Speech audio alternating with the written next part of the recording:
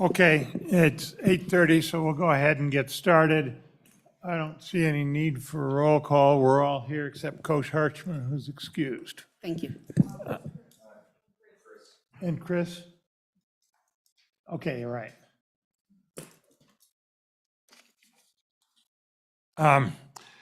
With that, we've got one item from yesterday we didn't quite get resolved on the Boards of Cooperative Educational Services. You may recall in the material that we got from LSO, Matt Wilmarth was pointing out an inconsistency and misunderstanding on the part of the school districts as to what they could do and not do on raising mill levies. It looks like some of them have interpreted it one way and some of them have interpreted it another way. We discussed this briefly yesterday. What I'd like to do, if it's all right with the committee, is instruct LSO to prepare a bill draft to remove that ambiguity with the policy guidance that we want to make legal what's going on out in the field now. It seems to be working. But not increasing the legal abilities to raise mill levies, just clarifying it so that everybody can continue doing what they're doing right now. It might lead to some of the districts that have interpreted it that they can only charge the half mil for once for BOCES. They might realize that, oh yeah, we can do it a half mil for each one up to a limit. But that would be the guidance we'd allow that in the process of clarifying that the districts that are now following that procedure can continue to do so. So it'd be just a bill draft. We'd see it next time. Anybody have any problems with that? Matt, is it clear what you're supposed to do? Mr. Chairman, I think we'll need a little bit more direction from the committee, or we can work with you and Mr. Co-Chairman Paxton as we develop the bill draft. There are three policy options. The first is related to, is the school district board approved and the community college board approved limited to each agreement or in total? There are 20 school districts that only do 1/2 mil. There are 17 school districts that exceed that 1/2 mil for board approved. So it's almost 50-50 of the 37 districts that assess a board approved mill levy. So I'm not clear on the direction on that. Is the direction on that is to draft it so that they could all go the way the 17 are going, to a half mil per BOCES rather than a half mil total. Mr. Chairman, so is there a total cap of board approved mill levies? What is that cap that the committee would like to see in the bill draft? Put a cap in there at what you got 20 of them that are using 3, so 1.5 mils. Mr. Chairman, there are only 2 school districts that are assessing 1.5 mils. But there are 2. Correct. Put it at that and flag it for us with a staff comment. Because if you put it in there and put it at that, then we can change it as a committee next time if we choose to. So, Mr. Chairman, on that one, it's each BOCES agreement is, the maximum amount is 1/2 mil. Yeah. The total, regardless of the number of agreements, is 1.5 mils. Yeah. Okay, Mr. Chairman, on the second policy option, that is related to community colleges and the connection between the voter approved mill levies. There is one school district that has a 2 mill levy. One community college. There is a school district that has voter-approved mill levy of 2 mills. When you combine that with the 0.331 community college board-approved mill levy, that exceeds the 2 mill maximum. And so a policy option would be to not tie the voter-approved and the community college board-approved together and have that to be a max of Yeah, they would Of each have, two. they would each have a separate max. right. Yeah, that's the way. And Mr. Chairman, the community colleges do not assess more than a half a mil regardless of the number of agreements. I think that is your intent, to That's right. maintain community colleges at 1/2 mil regardless of the number of agreements. That's right. And then, Mr. Chairman, the final policy option would be to provide guidance or require a reauthorization of the adult education program mill levy periodically.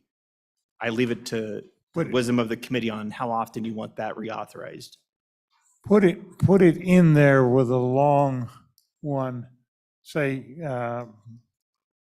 heck, put it in there with a 20-year one, and then we can, and give us a staff note.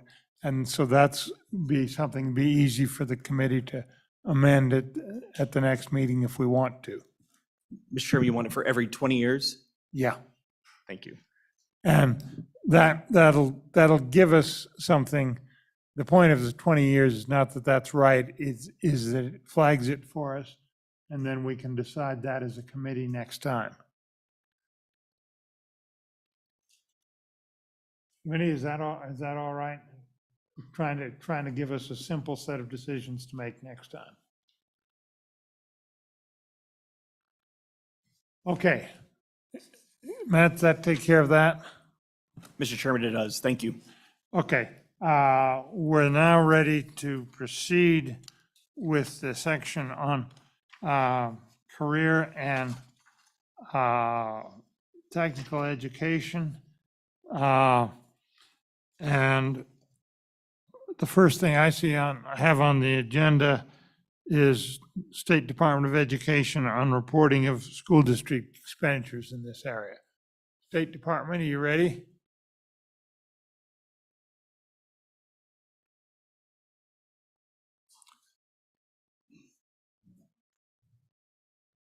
Okay, introduce yourselves for the record if you could. Good morning, Mr. Chairman. Trent Carroll, Wyoming Department of Education, here today with Shelley Hamill, our Chief Academic Officer. And we had put together a memo and presentation on 2 topics that are really in follow-up to the May meeting around career technical education expenditure reporting, and then also our Ctso, Career Technical Student Organization, historical information and our current process for awarding those funds. Because of the way you have that divided on the agenda, I'll start with the expenditure section, and then I believe there are some other folks here to talk specifically about that item, and then we'll come back up for the Ctso section. Okay, so Mr. Chairman, you might recall from the last meeting, there was a lot of discussion around the district reporting of Cte expenditures. So the first thing that I wanted to highlight for the committee this morning is that all school districts follow the WDE School Budgeting, Accounting, and Reporting Manual for all district and school level expenditures, including the Cte expenditures. This manual provides a uniform and consistent framework for everyone to follow, and it's in adherence with the generally accepted accounting principles for governmental units, GAAP, and then also the Governmental Accounting Standards Board, GASB. We publish this manual on our website, and it's also provided to all new business managers. The second item I wanted to mention briefly is that we oversee the School Finance Data Advisory Committee. We call that committee SIFDAC. That's a committee that's created in statute, comprised of district business managers. We have a district superintendent, a CPA from the private sector, and then members from the Department of Education, the Department of Audit, and then also LSO. This group serves in an advisory capacity to the WDE and the state superintendent on all matters regarding district data and reporting. So following the May committee meeting, the CFDAC met in July, and the Cte Expenditures and Reporting was a topic of discussion. The CFDAC group recommended that no changes be made to the WDE public reports or to the district chart of accounts with regard to the Cte expenditures, but they did request that the WDE continue to provide regular training to school districts on accurate Cte reporting for both staffing and Cte expenditures, and we plan to do just that. We also have a working group within CFDAC that is assigned specifically with the review of our WDE crew report. You might be familiar with that. So we are currently doing a comprehensive review of the crew. It's a very lengthy report. We plan to roll out a fresh format of our public-facing report in the coming months. And then lastly, I just wanted to mention that we annually review our data collection guidebooks that provide instructions for all of our districts on reporting all of the data to us. We update our guidebooks, and we also are currently working on a review of our 602 and 652 staffing collections to see if there's any additional information that needs to be provided to school districts for the accurate reporting of that information. So, Mr. Chairman, with that, I will stop for any questions, and if not, turn it over to the other folks here to present.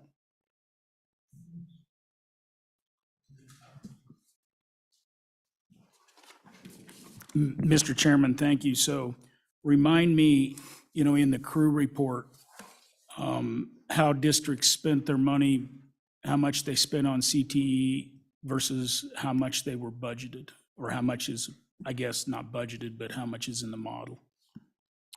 Mr. Chairman and Representative Summers, I'd have to pull back the May memo. I believe the FY21 total in the model was just over 6.1 million. Mr. Chairman. So I'm not sure I understood. So what the difference was 6.1 million? What's the difference between the actual expenditure of districts and what was in the model? In the model? Yes. Mr. Chairman and Representative Summers, I'm hearing that it was about 14 million in the model and 6.1 million expended. The difference was 14. It was 21 in the model. 21 million in the model. 6 was spent. 6 was spent. So the difference of a little more than 14. Thank you. And then could you explain that category? What are the expenditures in that category? What are the acceptable expenditures in that category? Mr. Chairman, Representative Summers, I'll have Leslie Zimmerscheid, our School Foundation Program Supervisor, address that for you. Thank you. Mr. Chairman, I'm Leslie Zimmerscheid from the Department of Education.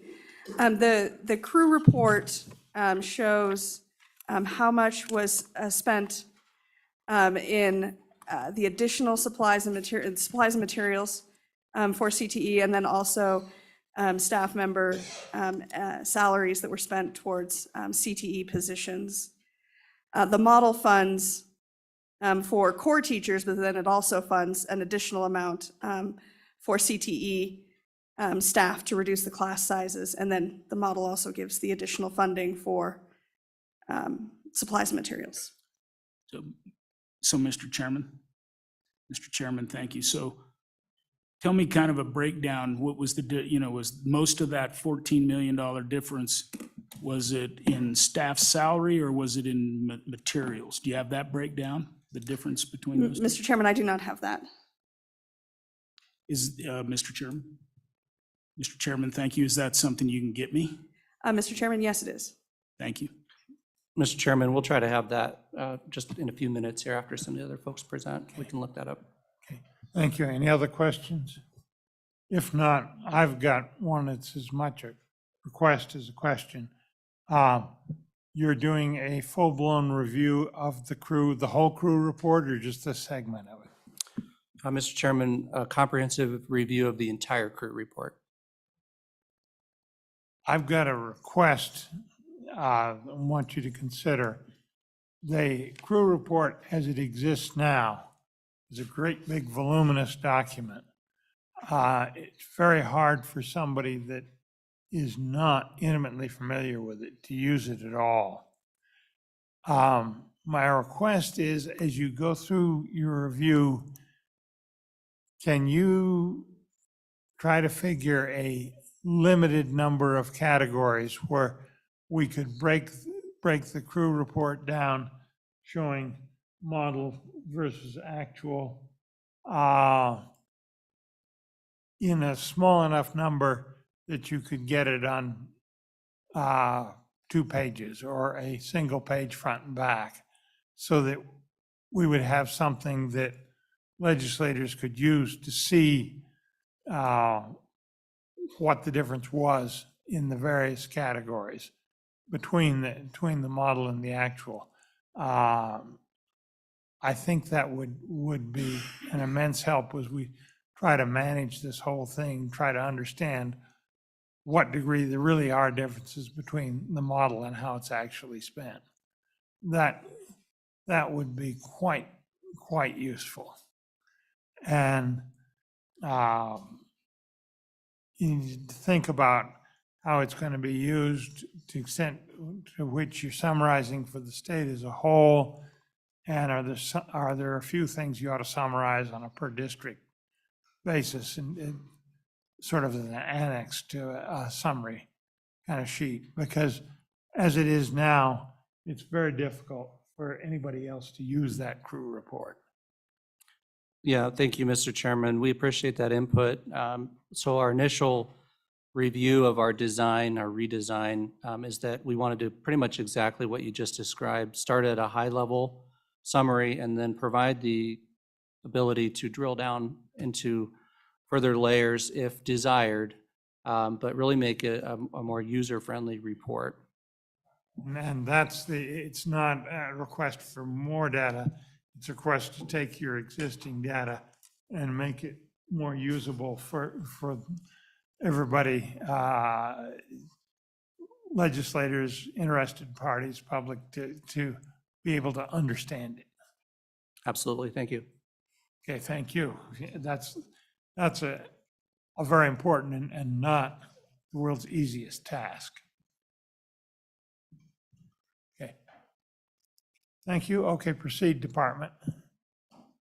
Is that, Mr. Chairman, that completes our section here on the expenditures. I believe there are some other folks here to present on this topic, and then we will come back up for the Ctso discussion. Thank you. next?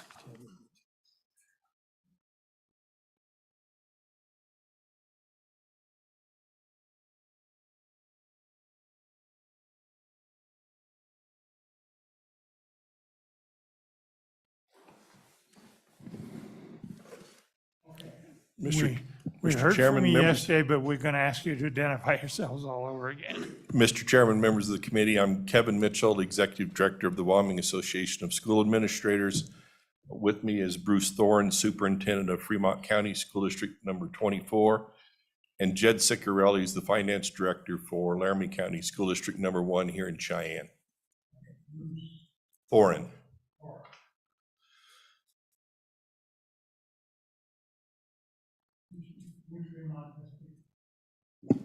24, Shoshone.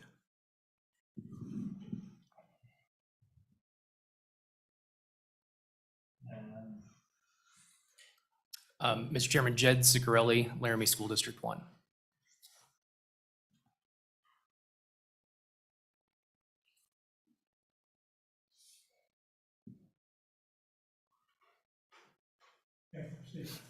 Mr. Chairman, we were invited by the LSO to speak specifically to efforts school districts have had combining with the Department of Education to talk about reporting expenditures and coding of staff members. So our group specifically has sent out 2 emails to our members regarding reminding everyone to review their data collection efforts on expenditures of CTE and staffing, reminding them that CTE is for grades 9 through 12 only.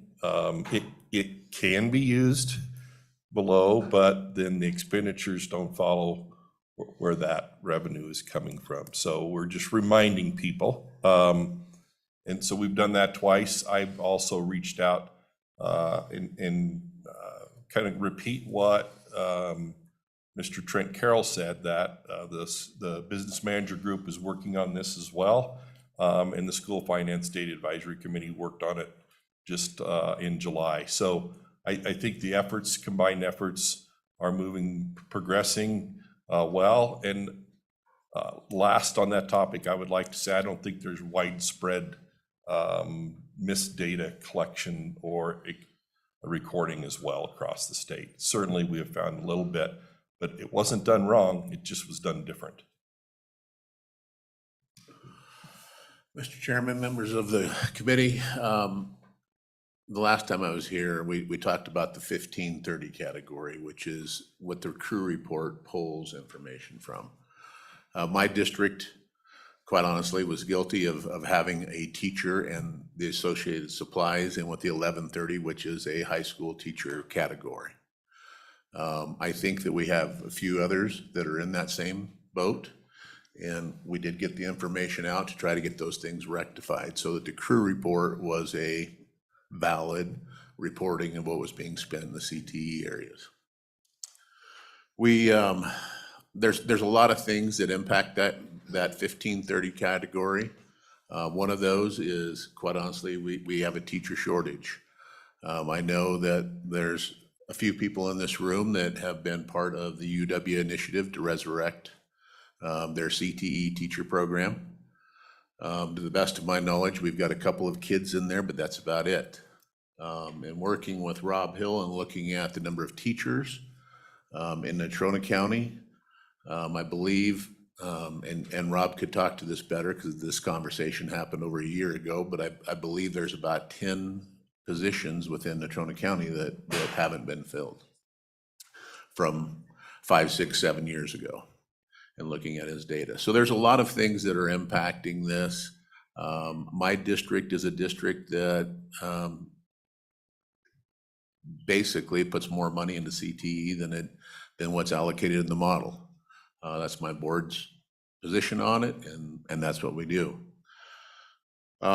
There's a lot of things that Mr. Hill and I have had conversations on, everything from advocating for those programs, developing white papers for WACTE, their professional organization, to educate their members on how the funding model works and being able to advocate for their programs locally, and looking at that.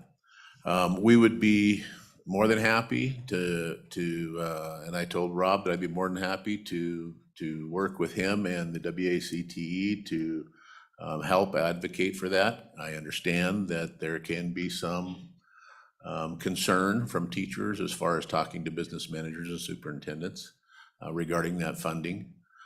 Part of it, quite honestly, is a local issue. And I told Rob, I said, I may decide next year that I've got to throw some pretty serious money at K3 reading. And in doing that, it may impact some budgets of other programs, because I've got to get that initial startup out there. I said, so there's a lot of things that impact that budget. There's a lot of things that impact these programs. And it's not a black and white. It's not a simple solution all the time. So, in looking at some of these classes that have more than 16 kids in them, part of that is the availability of teachers, quite honestly, and getting teachers in. So I think that you'd find that superintendents and boards out there would be more than accommodating to this idea and this notion. It's just a matter of, number one, getting some communication out there, some awareness out there, as well as getting some teacher supply to come in. We've all hit this hurdle with teacher shortages. I had 0 applicants for 3 of my positions. They were core areas this year. But so we had to adapt, modify, and adjust. Previously to this year, I had an art teacher in as a CTE teacher. We were able to get him a PIC permit. So we're trying to fill those voids as we can, and we're trying to do the best that we can. Questions?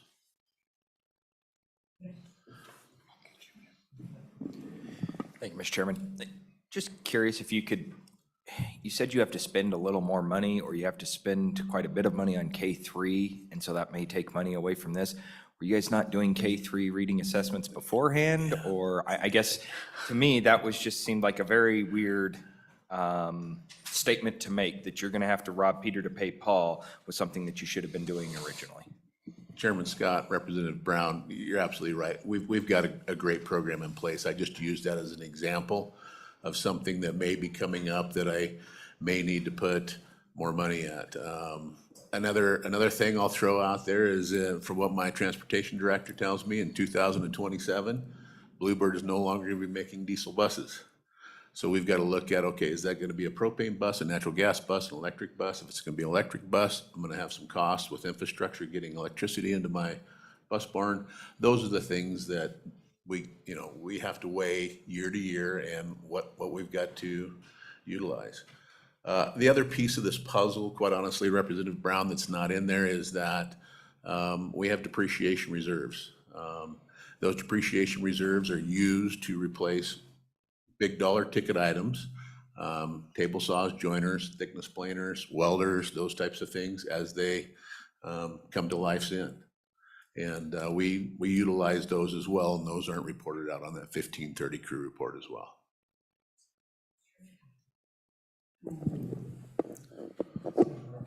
Thank you. As we're contemplating the struggle of hiring some of the CTE teachers, and I understand that the university is working on addressing the training program, one thing that's been discussed a little bit, really I don't think has been acted upon over the last few years, is the idea of really being very clear that we've got 3 to 5 vacancies in various places around the state that are on the horizon in the school districts, and directly contacting undergraduate students and saying, hey, we have these vacancies.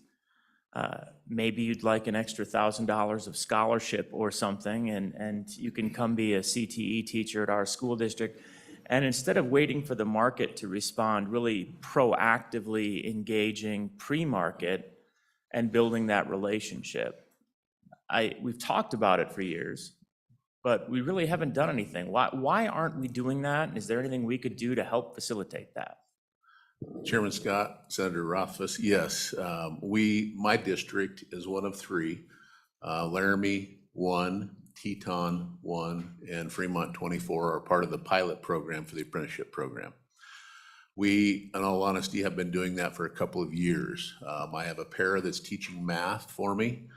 She's been a para for over 10 years based upon her experience of being in those classrooms and observing those teachers, as well as taking copious notes. We were able to get her a consultant specialist permit through PTSB. She has been in that classroom 2 years now. We're paying for her tuition to complete her degree. Through the apprenticeship program, that's exactly what you explained. It's about targeting some folks, and some folks that build good respect rapport with students and have that ability to teach. And we're getting those people into the program, we're getting them into the pipeline, we're providing them a job and paying tuition as they work their way through. But this seems like a vehicle for a number of different hard-to-fill positions, obviously, where we hear that whether it's language teachers or music teachers or CTE teachers around the state, computer science is another one that's hard to fill, where establishing programs like that and getting a pipeline filled ahead of time is the key. Do you see anything else that we can do legislatively that is going to help facilitate those apprentice-style relationships that I know have been developed over the last 3 or 4 years through PTSB, but what more can we do? Because I don't know how we can fill all of those hard-to-fill positions unless we have that type of pipeline in place, and we hear repeatedly that there just aren't enough candidates out there. Any thoughts? Senator Scott, Senator Rothfuss, yes, I think that advocacy for education as a whole would help that immensely. Looking at teachers as professionals, looking at them as people that are making a difference within our society. And quite honestly, the last few years, it's been a tough go. It has. Whether it's people, talking bad about the schools, or whether it's people talking bad about teachers or those types of things, but the profession has gotten a bruised arm or two in the process, and I think that anything the legislators can do to help that and facilitate that would be advantageous for us.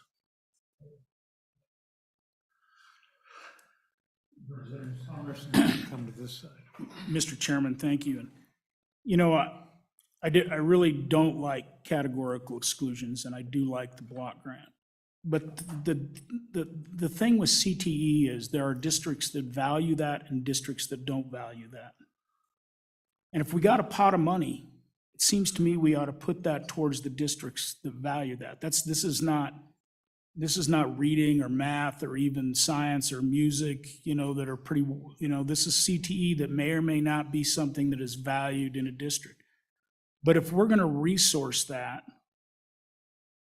in a manner, I think that's even above what the consultant suggested, then why wouldn't we give that money to the districts that want to use it versus the districts that are just going to use it for something else? Chairman Scott, Representative Summers, I'm certainly not aware of any district that doesn't value their entire curriculum, including CTE. In fact, my general observations recently over the summer talking about this topic, there's a general consensus that we think we're doing a lot better job in the last 5 years with CTE across the state. The programming is improving. I know they added a healthcare class at Powell High School. I was just in that district office this week, which I thought was a great idea. There's a great need for healthcare workers, and so they're trying to meet a need of the local school community there. And also there is another avenue. The Perkins Grant is available to districts that choose that, and some districts get quite a bit of money. I asked the business manager in Powell, they got $60,000 last year for Perkins. Not every district chooses to go the Perkins route, but there is an option for them to go out and get additional funds for CTE that's not shown up as the expenditures in the crew report. So I think there are options out there.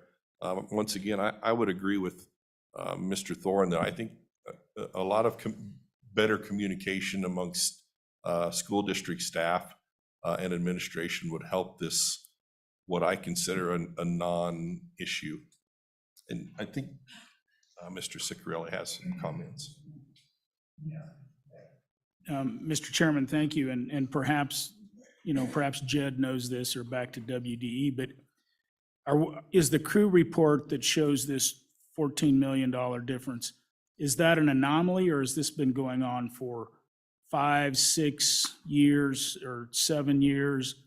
Because if it's been going on a long time, then that begs the question, why has it gone on a long time?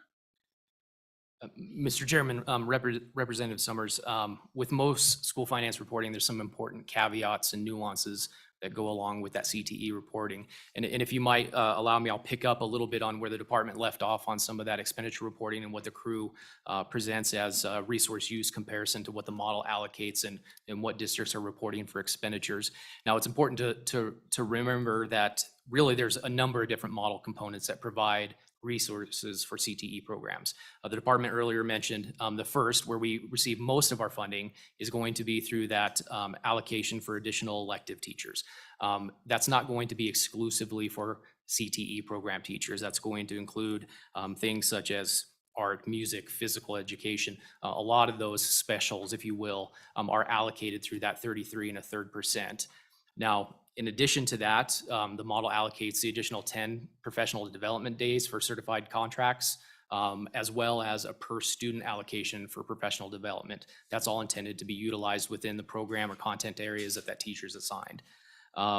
Lastly, we've been talking about this specific allocations for CTE programs.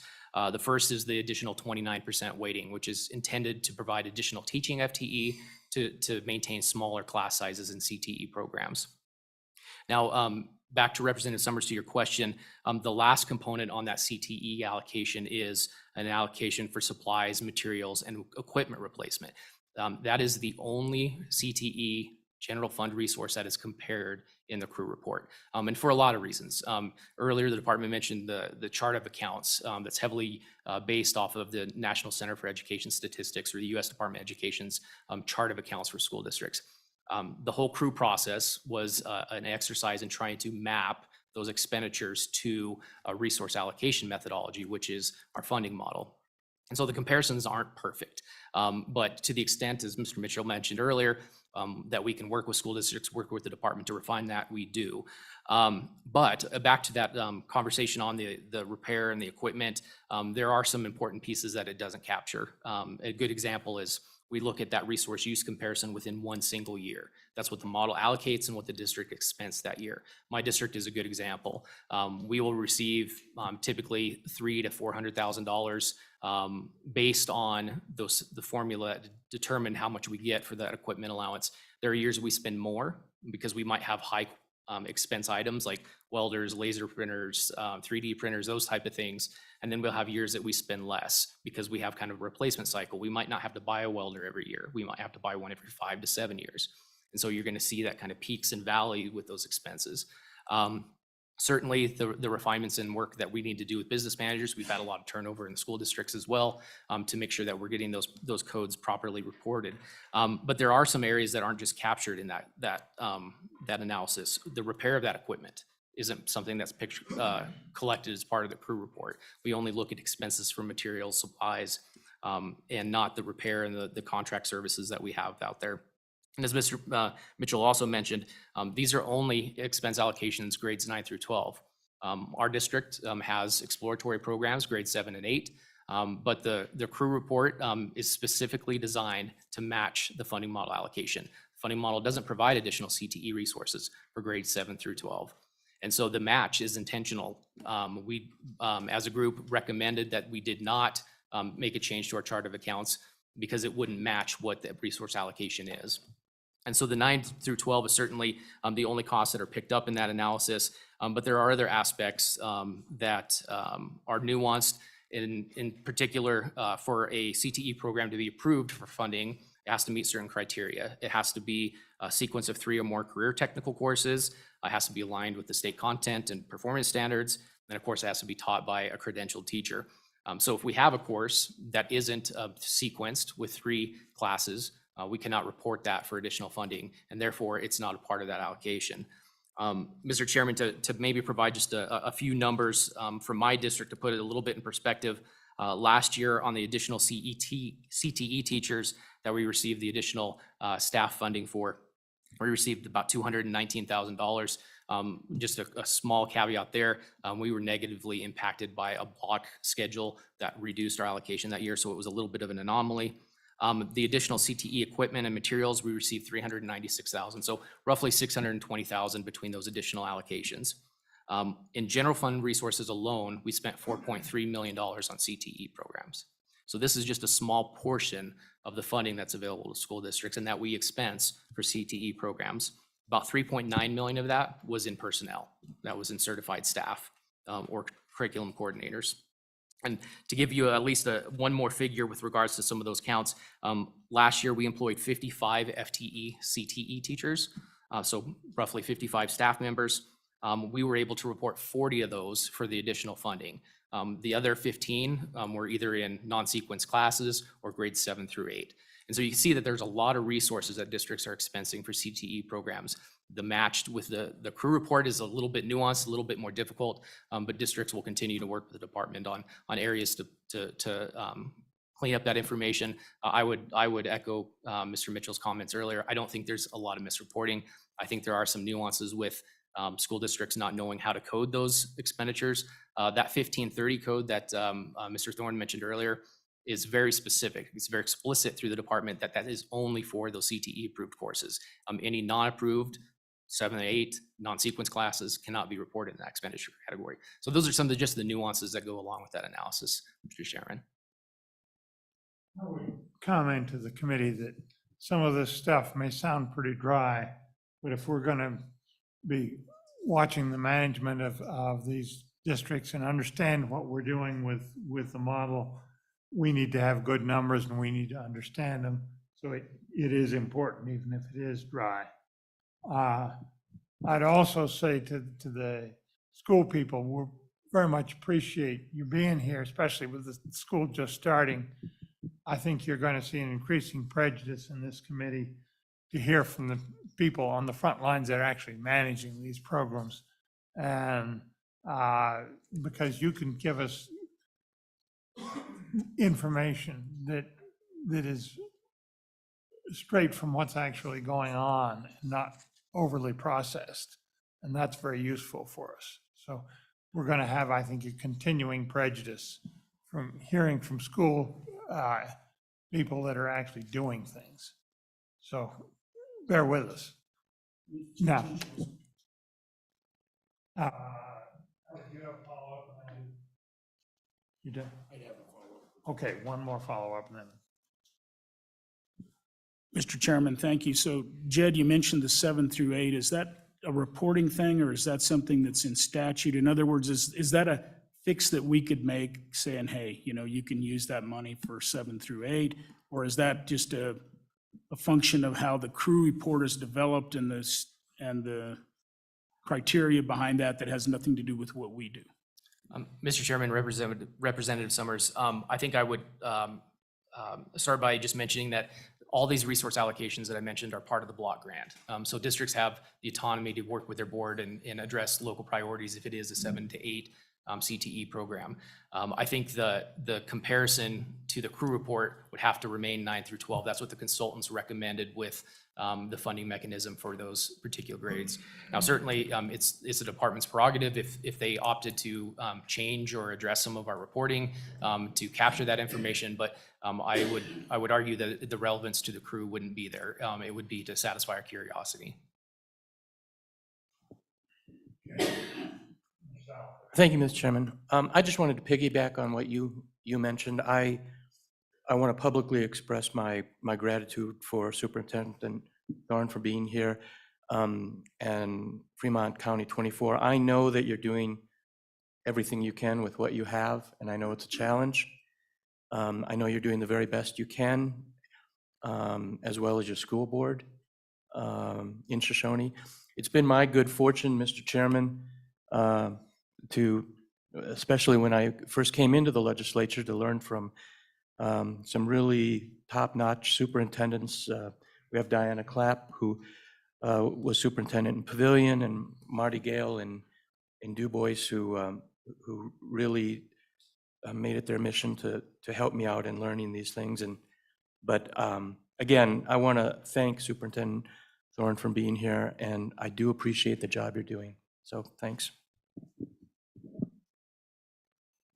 Okay, Chairman Scott, I have a couple more comments. okay.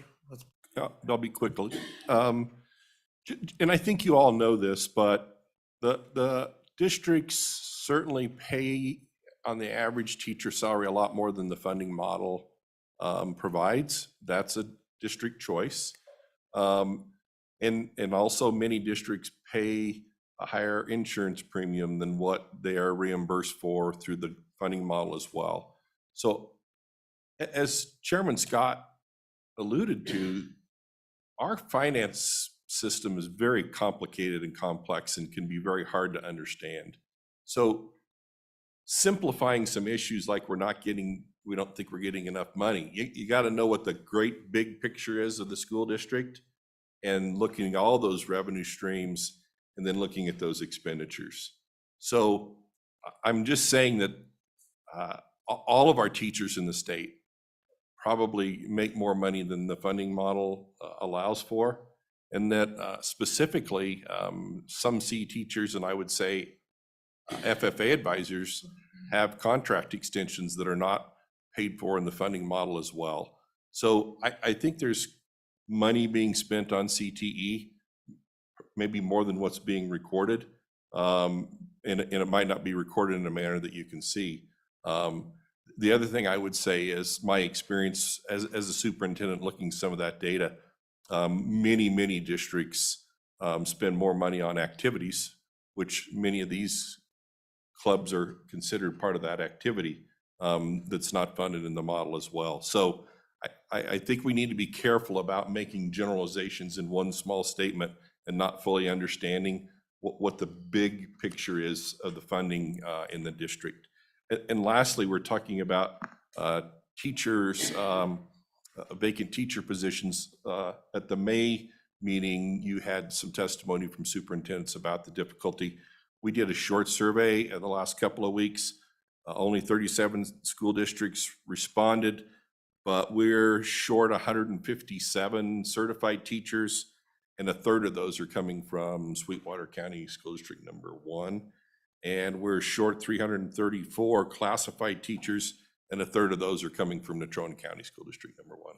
We'll update you with better data as the time goes on, but I think you were all interested in how many teaching positions we were not be able to fill this year.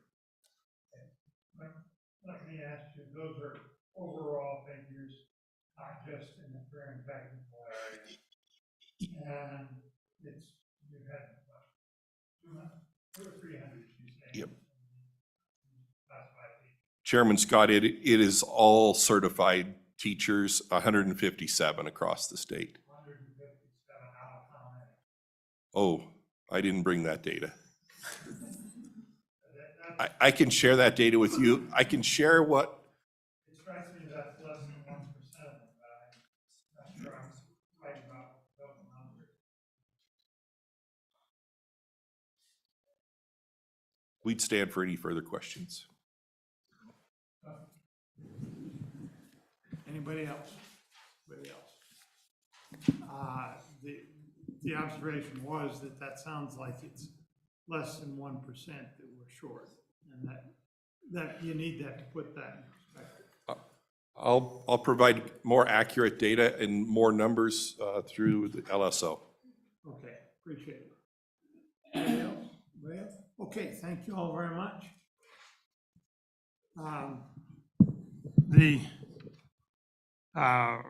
We've got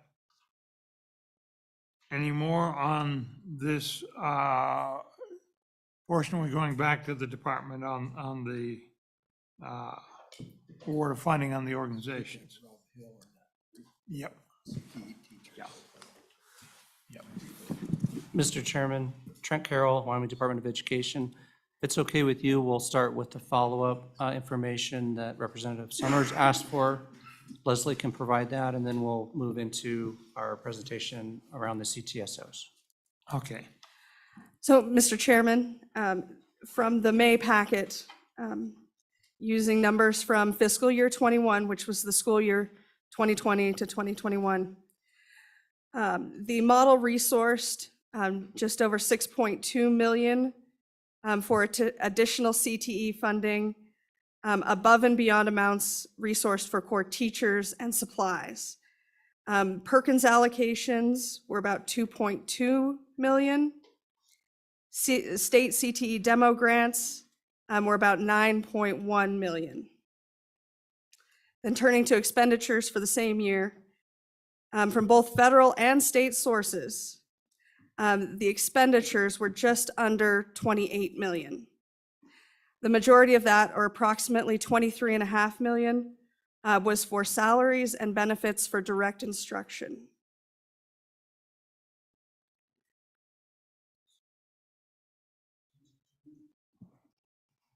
So, Mr. Chairman, thank you. So the expenditures are more than what's allocated? Mr. Chairman, Representative Summers, yes, they are. Okay.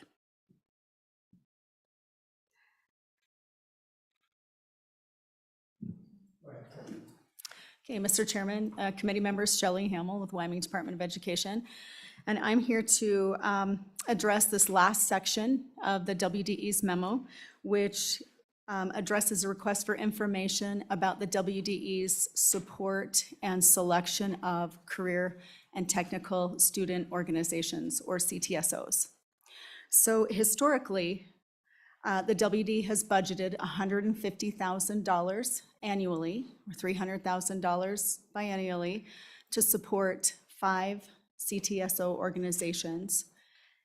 These 5 that have been consistently the recipients of the funds include the Distributive Education Clubs of America, or DECA, the Future Business Leaders of America, FBLA, Family, Career, and Community Leaders of America, FCCLA, Future Farmers of America, FFA, and then last but not least, Skills USA. So to provide some additional context, in 2019, the state submitted its federal Perkins 5 state plan. There was a shift from the Perkins 4 to 5. And in that plan is a requirement that each program of study has a corresponding co-curricular Ctso. This requirement was included in our state plan at the support and recommendation of the stakeholder committee that worked to prepare that Perkins 5 state plan, because it is considered best practice nationally, and it is included as one of the identifying indicators of high-quality CTE programs. With that inclusion of that requirement, the WD was then approached by additional student career and technical organizations seeking to be recognized and potentially funded as CTSOs. So with those requests came the recognition that we needed an unbiased and transparent process for the selection of which 5 CTSO organizations would be funded with those limited resources.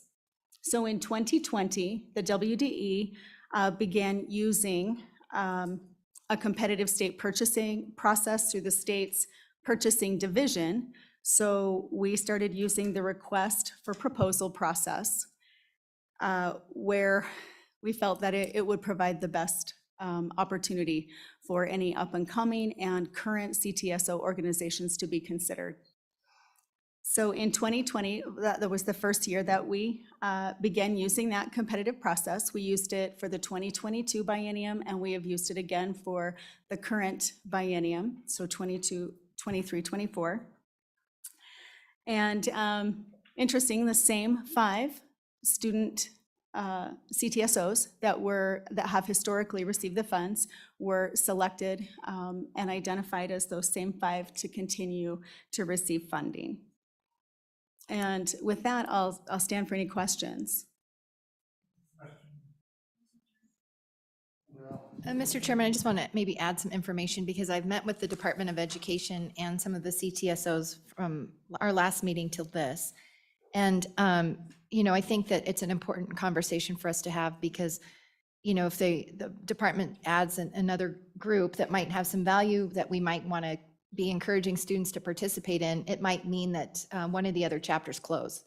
And so if, for example, DECA, I think, has less than 200 members.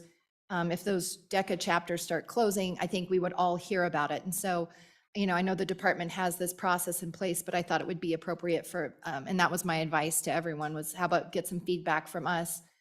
Certainly, I think if you look back, the level of funding for CTSOs has been $300,000 per biennium for several years. It's remained flat.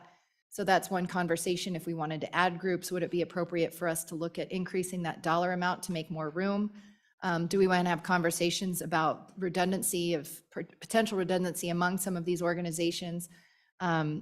Business training, is that covered by one group? Are we happy with that? Or do we like having multiple groups that do that kind of, or have that kind of involvement? So I just want to kind of offer that to the committee that, I think this is a good discussion we're having about what we're seeing out there as far as student organizations. I'm going to add something to that. And my question will be, why are you repeating the process? And let me explain my concern. From way back, before I returned to Wyoming, I was working for the federal government. And one of the things we were doing was looking at their grant and aid processes. And we discovered they were doing a lot of harm to the program, and it was, in this case, the Head Start program, by repeatedly going through a process that created a lot of uncertainty in the organizations as to whether they're going to be funded or not, with the result that their staff was taking off and having to be rebuilt on a regular basis. And by using a RFP competitive process and doing it every 2 years, I'm afraid that's where you're likely to wind up, because you'll create a good deal of uncertainty in the organizations you're contracting with. And you won't, that will sooner or later, I think, get you instability in their staffs. And I think that time is required every time you have that kind of a change, because whoever comes in new has to, learn the specifics of the particular thing. So the procedure you're using as an ongoing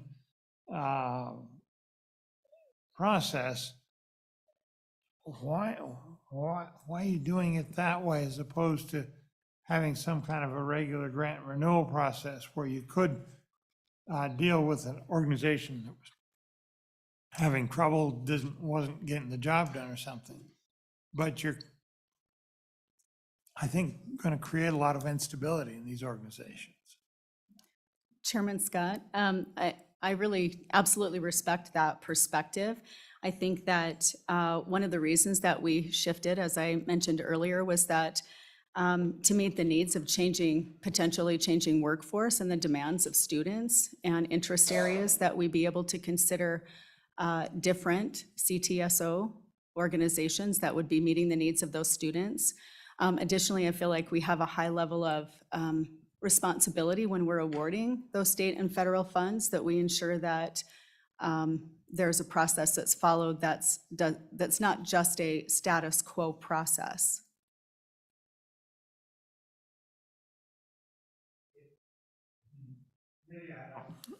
This is not a major item in their budget. This is a detail within the management of the department as to how they're going to proceed. But I will express considerable concern that the process you're following is going to destroy a good deal of the value of this program. And I hope the department will think pretty hard about what it's doing. I think maybe you can remedy it on your own. But I think I'm going to raise, from the point of view of this legislator, a deep concern with what's happening. Representative Paxton. Mr. Chairman, we do have some representatives of those youth groups here today. Yeah, we're going to hear And from at the them. appropriate time, I'm sure that Rob Hill and that group would like to speak. Anybody else? Anybody else? Okay, thank you very much. Let's hear from that group next.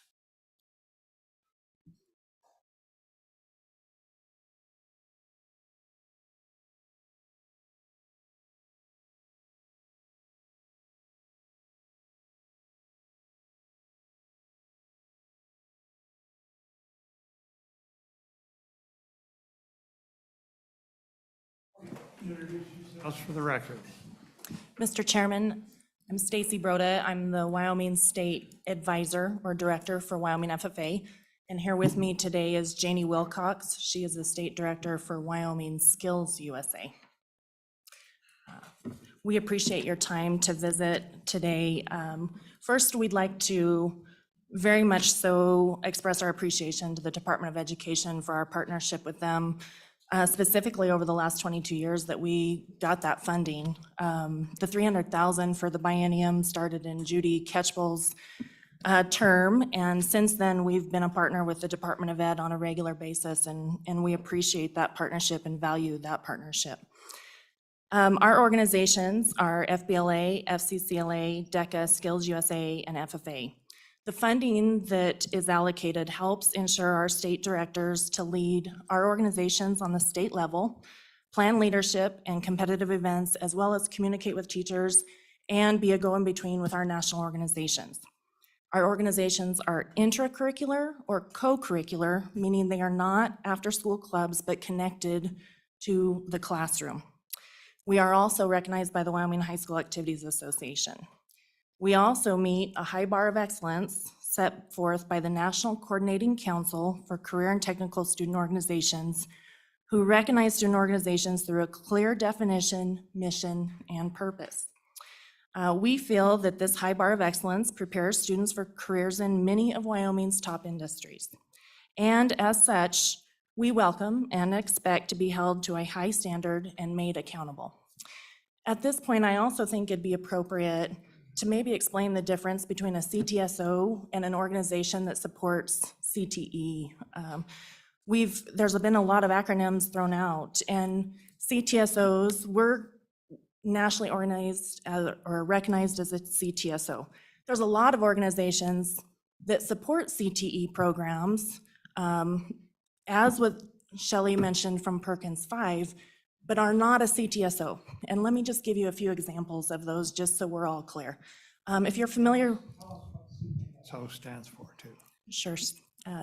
CTSO is the Career and Technical Student Organization. There's a national organization that recognizes those has a set of parameters that we all meet to do that. And so there's several folks or groups that have great curriculums and great contests out there, but they are not recognized as a CTSO and lack some of the things that CTSOs provide. I just want to give a few examples just so we can understand the difference.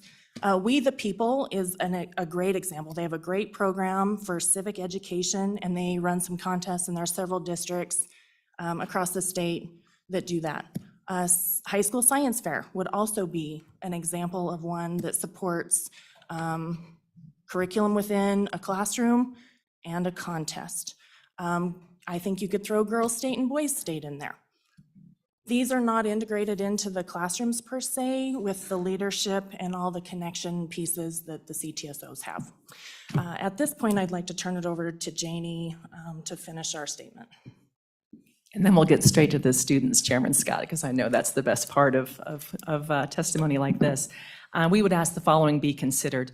The current RFP process does not guarantee a consistent source of funding for our organizations, and it's not limited to just nationally recognized career and technical student organizations. There's a need for a very specific parameter in statute that defines what a career and technical student organization is in Wyoming. Why? Staff and priorities change in state agencies, which could, in the future, lead to more uncertainty for us within this RFP process. With this current process in place, it is difficult for our organizations to plan fiscally, and we fear this will become a detriment to our organizations and to students across Wyoming. It is not an environment conducive of stability, growing strong programs, or maintaining high standards of excellence for our students. We support additional organizations for students in Wyoming.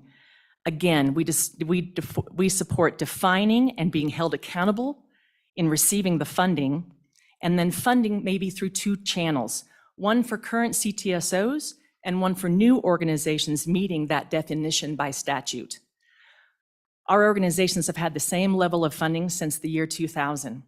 As current state directors, we fear the quality and sustainability of our organizations for future generations are in jeopardy when we compare our workload to our compensation.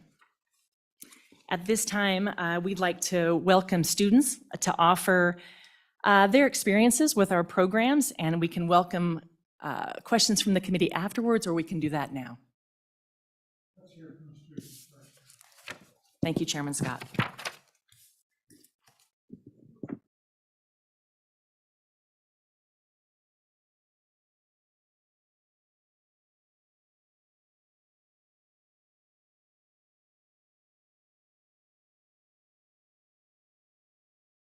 Start out by introducing yourselves. What's your area, which school you're going to, that sort of thing.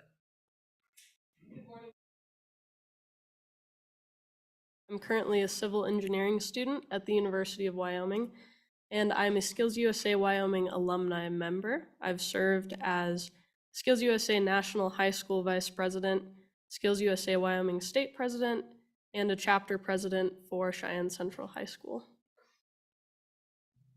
Good morning, Mr. Chairman and committee members. My name is Sarah Turner. I'm currently serving as the Wyoming FFA Association State President. I am a freshman at the University of Wyoming, where I'm studying agriculture education to one day become a CTE teacher in the state of Wyoming. Good morning, Chairman Scott and committee members. My name is Shelby Smith, and I'm a senior in high school from Wright, Wyoming. And I'm currently serving as FCCLA's National First Vice President. I've also held positions on the chapter level as First Vice President and Public Relations Officer, and last year I served as Wyoming FCCLA State President.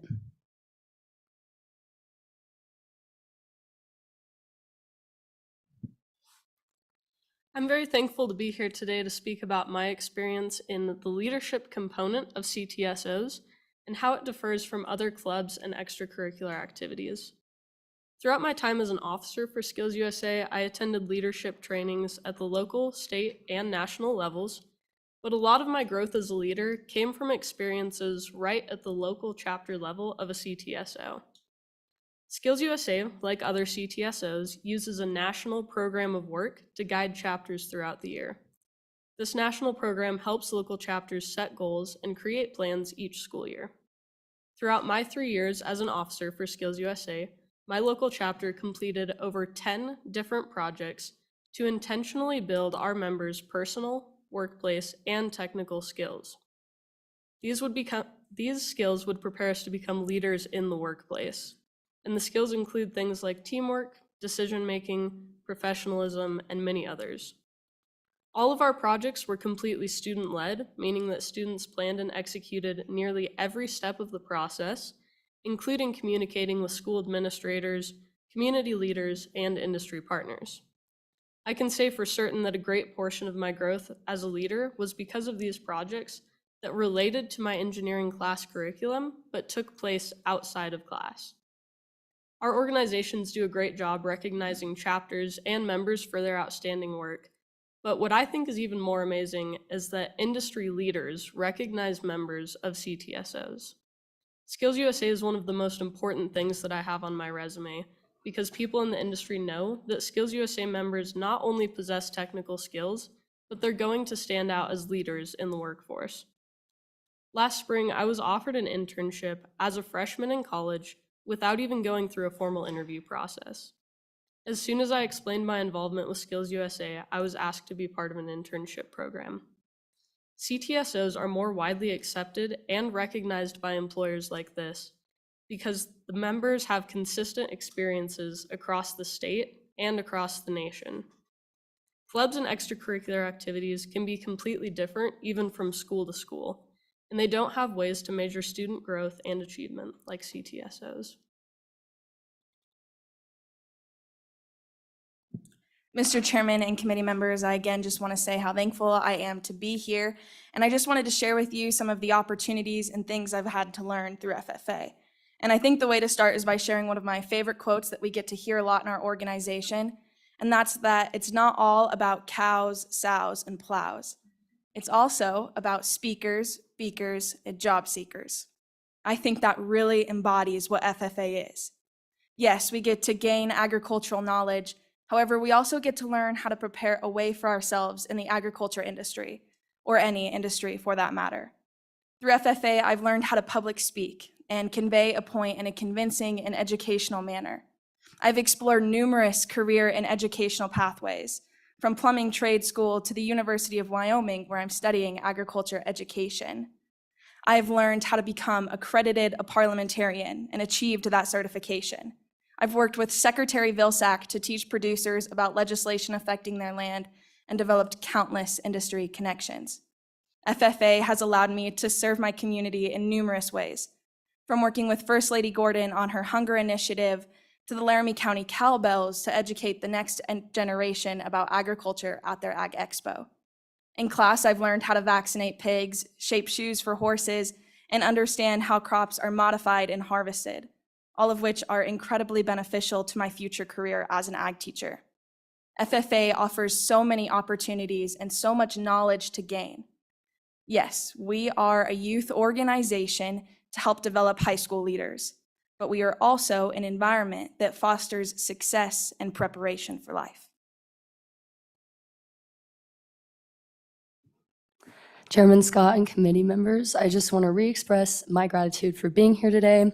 As I mentioned earlier, my name is Shelby Smith, and I'm serving as FCCLA's National First Vice President.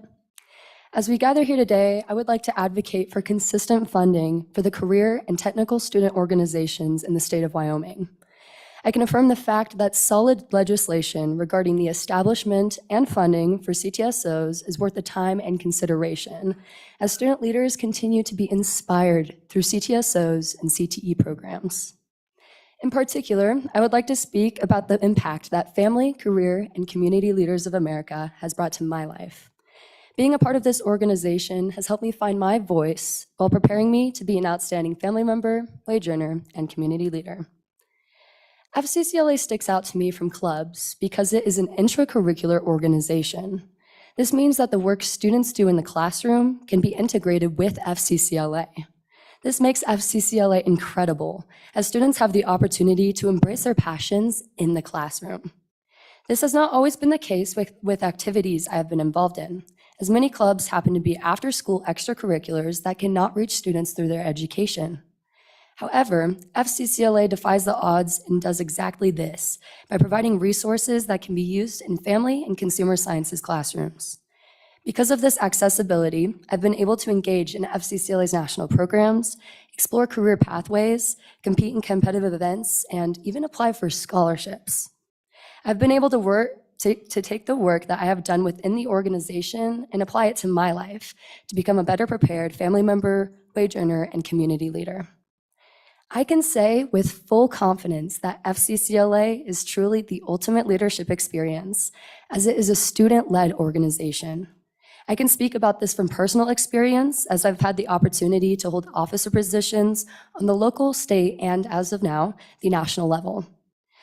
I have been a part of this work and have seen the growth and knowledge students have gained by taking pride in the work that they do. As a national officer, my work consists of organizing our national conferences, evaluating and shaping our college and career readiness resources, releasing monthly publications, building relationships through sponsorships, and so much more. Not only do I take pride in the work I do, but I am proud of the work that I have done just to get here. Being able to run for office in the first place shaped me into a better person, and this is an opportunity that not many organizations offer. Running for and holding offices has made me a better leader, a more prepared student, and a more genuine person. Overall, Family, Career, and Community Leaders of America has absolutely changed my life. Over 197,000 student leaders from across the country can confidently say this as well, because FCCLA provides unique opportunities for leadership development, career preparation, and once-in-a-lifetime experiences. The truth is, however, these experiences would not be possible without sufficient and consistent funding for CTSOs from the states. I hope you take my story into consideration as we discuss legislation and funding for FCCLA and other organizations today. As always, we are very grateful for your time and are genuinely thankful to be here. A number of us would probably say the same thing about running for and holding office in the legislature and have some of the same ambitions. And that might be something you might at some point consider in your future. We're always looking for good new members. Committee, any questions for the students? Mr. Chairman. Thank you, Mr. Chairman.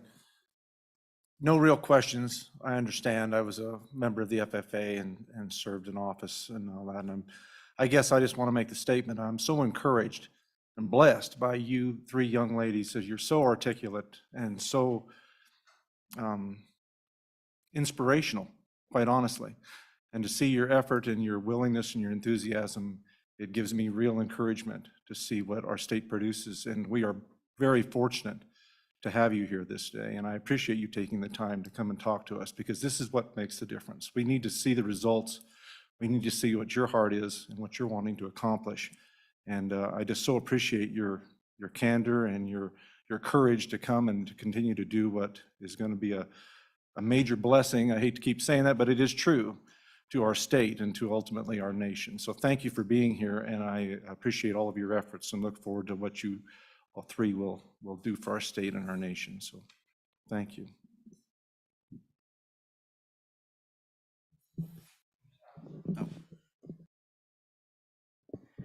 Mr. Chairman, ladies, I have one response, wow.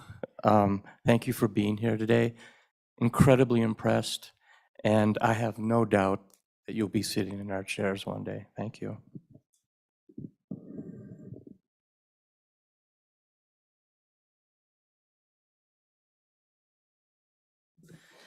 Yes, I just wanted to add, what you guys brought today shows us where we need to put our priorities, in my opinion.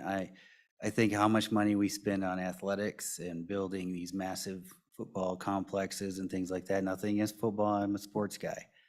But you sitting here and articulating what you have articulated in such an effective way shows what the real goal is in education. And you guys are set up for life. You have the skill set, you have the confidence to go out and succeed in this world. And as a committee, we need to sit and think about our priorities and where we're spending our money. So thank you for being here today. Okay, thank you very much. Do we have more?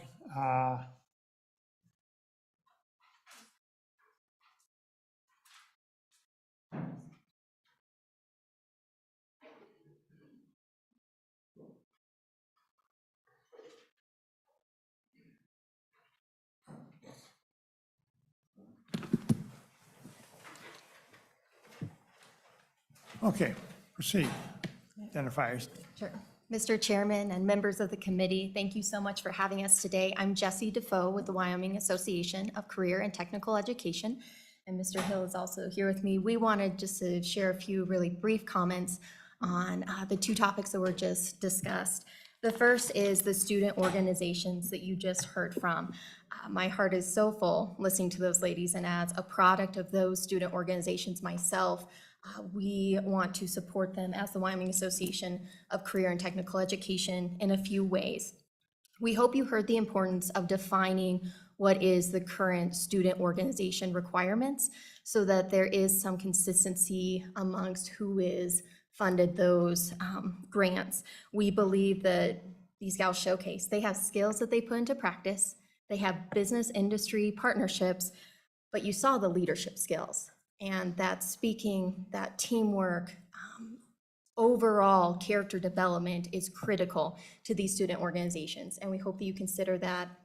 In addition to, we appreciate Chairman Scott notice of maybe two different funding levels, one for a renewal process and one for new and incoming student organizations.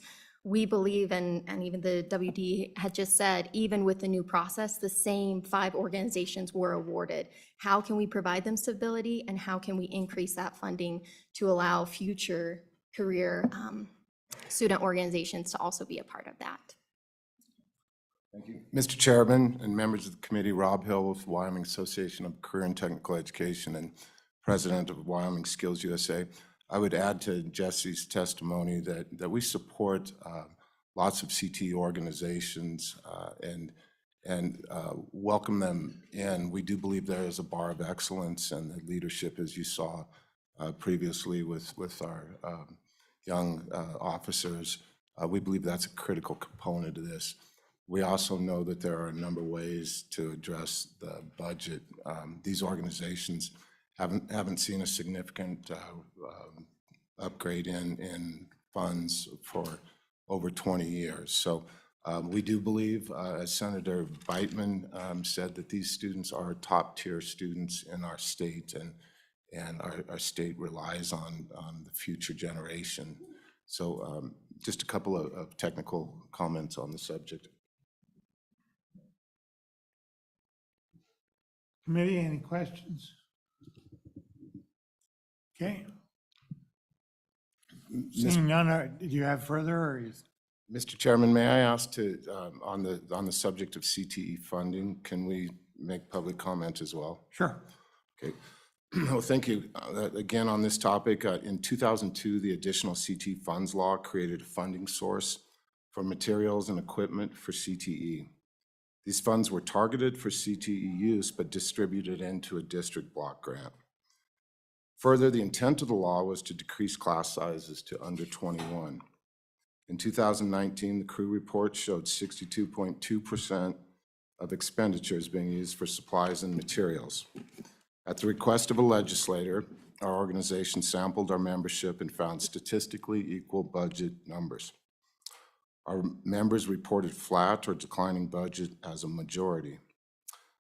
We know there are significant purchases that can offset these budgets. We have equipment that can be very expensive. We often use Perkins for those larger purchases. We also know that there are districts that spend more on CTE than the model suggests. Our business and industry partners throughout the state strongly support more CTE to meet the demands of the state. Historic inflation for materials and supplies and a teacher pipeline shortage have exacerbated this issue. Our organization would welcome the opportunity to work with WASA and the department to identify reporting issues. Our organization also does not advocate a full categorized distribution of funds, but suggests funds not used for CTE be returned to the state. This would incentivize CTE funds to be spent directly on programs, but not penalize those districts that do adequately support CTE. It would also not create extra layers of reporting for the department and local districts. I'd be happy to stand for any questions on that topic as well.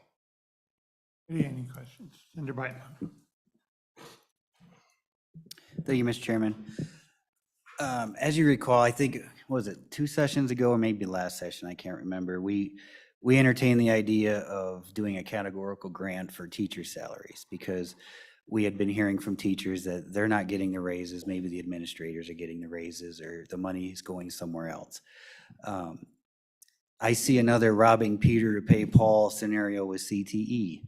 It sounds like from your testimony, what was it, 60% of that money's going to CTE. Where's the other 40% going? It sounds like maybe it's a priority issue at the local level and how that's the problem with the block grant, right? We give the big check and then they spend it how they see fit. And situations like this arise where we want the money to go to CTE and stay with CTE because like you said, there's peaks and valleys. Some years you got to buy expensive equipment. Some years you don't. You can pocket that money and save it for a rainy day. But sometimes that money gets spent elsewhere. So would you be comfortable with a categorical grant for CTE in this situation? Well, Mr. Chairman and Senator Beitman, we've spoken with the other organizations.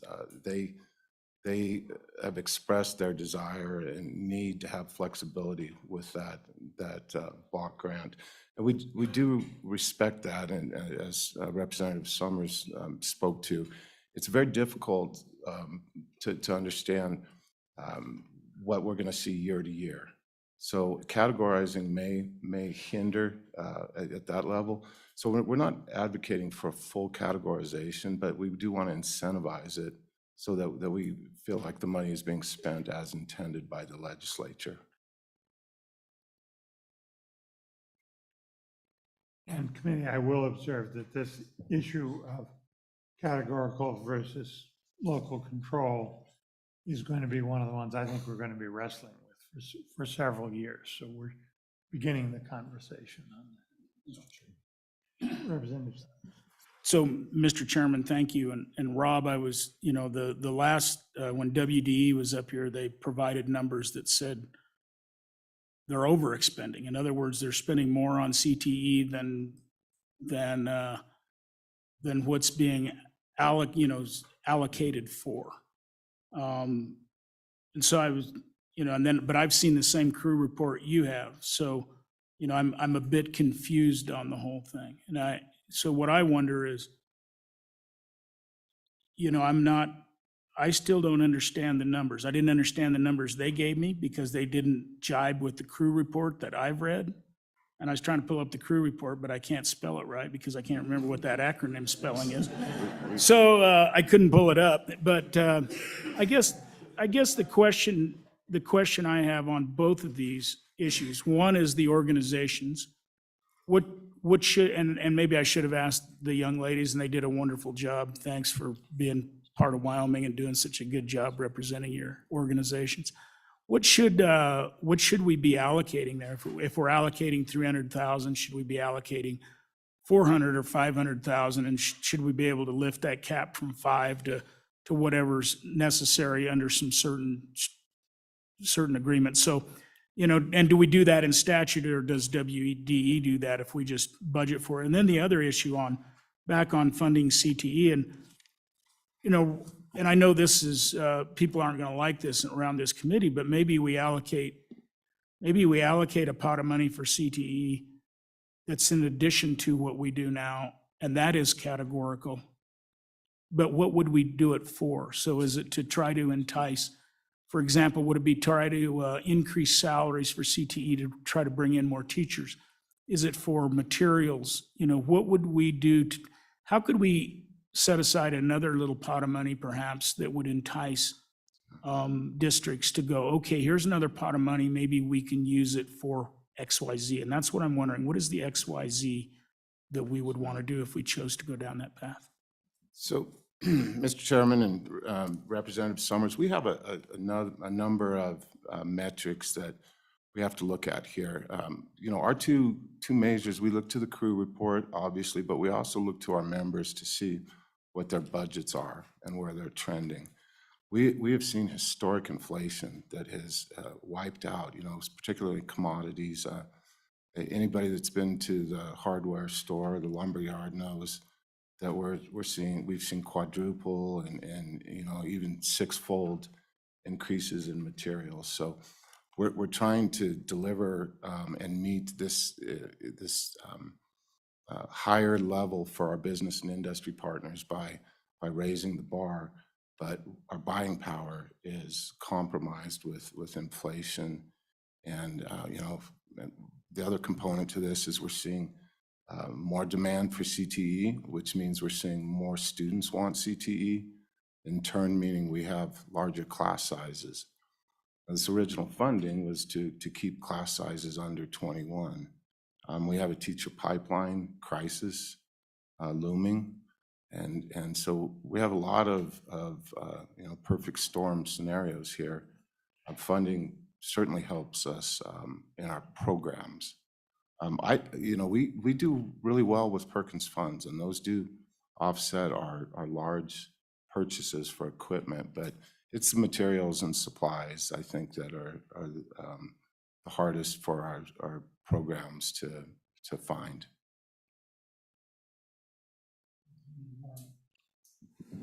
Thank you, Mr. Chairman.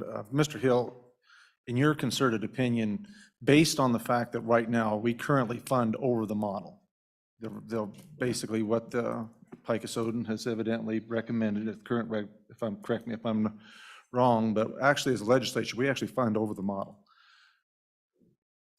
According to what you're seeing and in your opinion, if the money that is actually allocated was actually got to the CTs, would it be accurate based on what you're seeing right now, based on ADM and what you're dealing with?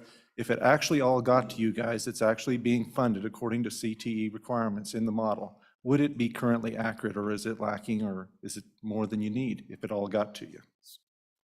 Mr. Chairman and Representative Nyman, the funding models, all three of them are very close, within 10,000 to 10,300.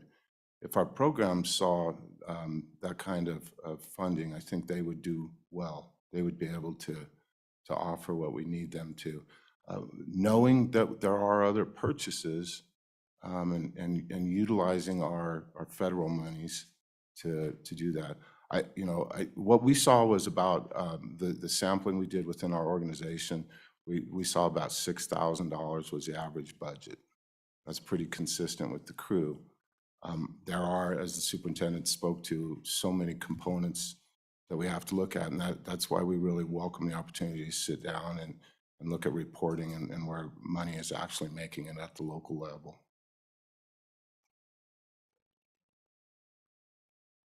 Maybe you're not the one to ask, and I maybe should ask of the ladies that were speaking previously. When I was in high school, there was Future Teachers of America, is what we had. Are those organizations, is there anything like that now currently available? Because this was an organization that, and when I was in high school, and I'm looking around the room, and it was probably, some of y'all are probably the same age as I am or close, maybe I'm a dinosaur in here, but This was an organization that was trained specifically to train upcoming teachers and to encourage them into the teaching profession. Is that available anywhere that you know of, and would that qualify as CTE, which I would think it would? But is there any opportunity out there like that to groom future teachers? Because everything that we hear from testimonies, we are sorely lacking in teachers. And if we're developing agriculturalists and engineers and plumbers and everybody else, is there an organization that is grooming young people to go into the profession of teaching and helping them get established on that path right now? Mr. Chairman and Representative Nyman, I don't know the technical name of the organization. There's been some efforts to resurrect those. We haven't had a significant hold on that, so to speak, but I think it's an area that we could really focus on, because I think we have to look at this in a different way. We're not bringing in teachers in the traditional routes that have worked in the past. So I think you're very correct on that, that's an area we should focus on. Okay. And I warn you all right there, I have trouble seeing you because of the glare from the window behind you. Thank you, Mr. Chairman. Thank you for testifying today, and thank you to the young ladies that testified. I have a question. Perkins has been mentioned time and time again. Are there other federal funds or other programs that you can tap into as far as funding outside of the block grant model and outside of Perkins? So, Mr. Chairman, Representative Newsom, we have some state grants, and the department is more qualified to talk to those specifics, but we do have that. Some of our Perkins money goes into grants that can be, if you're a recipient of Perkins money, you can also apply for some equipment upgrades, some innovative approaches that you can use those grants for. I've certainly used them in my tenure as a teacher a number of times, and they really help to offset costs. And you know, those big purchases that the superintendent's talked about, these grants are a great way to pay for equipment and then keep the materials and supplies at the local level funded accurately or appropriately.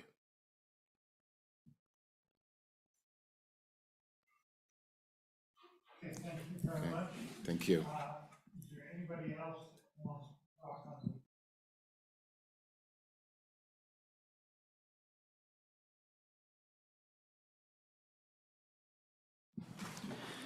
Thank you, Mr. Chair.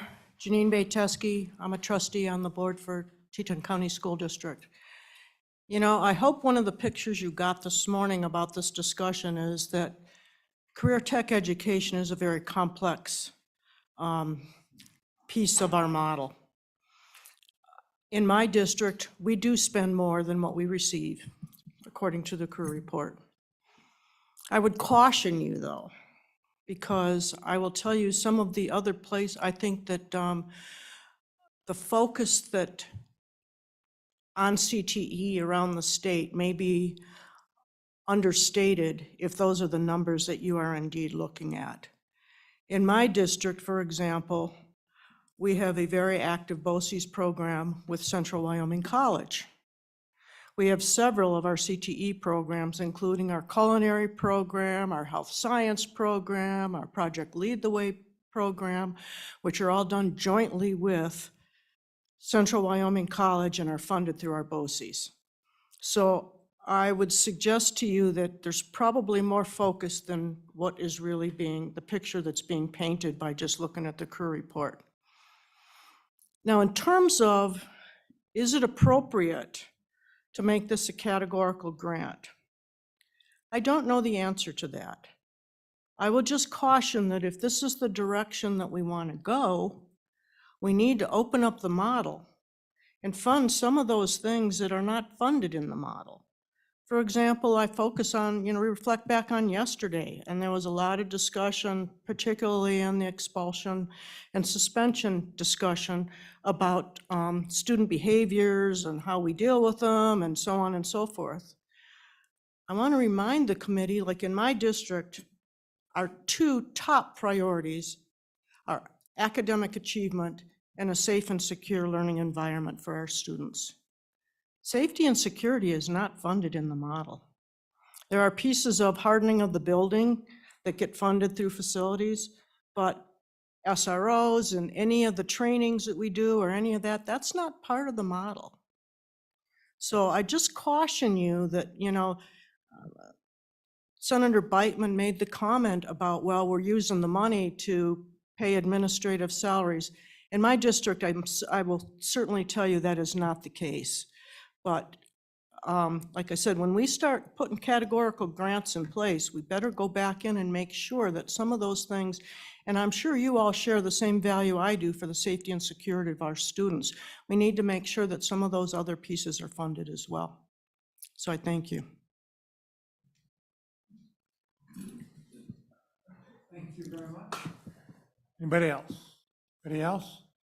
Mr. Chairman, I just wanted to let you know that Representative Sweeney is also online and wishes to testify.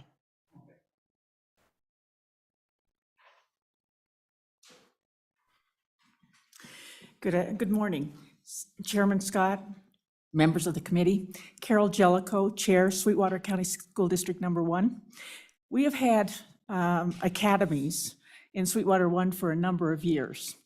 They started out being a Health Academy, a Fire and Law Academy, and an Energy Academy. In the last couple of years, we have revamped some things. We've expanded the Fire and Law Academy to be a public service. And so we are now including teachers as part of that academy. And so I don't know that we have an FTA associated with it, but we are trying to groom an interest in teachers. We saw a lack of participation in an energy academy. So we have discontinued that one. We now have a CTE academy, which includes the welding, the construction, culinary arts.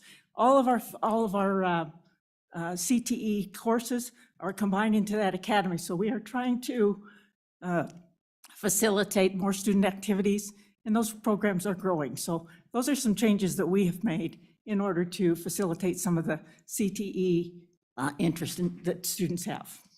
With that, I'll stand for questions. Just for curiosity's sake, Mr. Chairman, what was Energy Academy?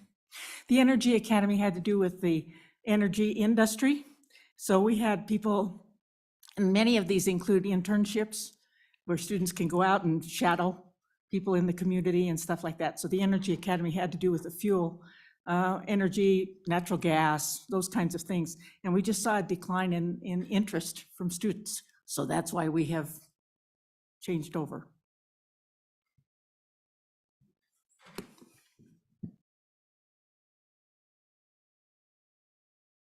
Else present? See any? You say Representative Sweeney is online. Can you put him on?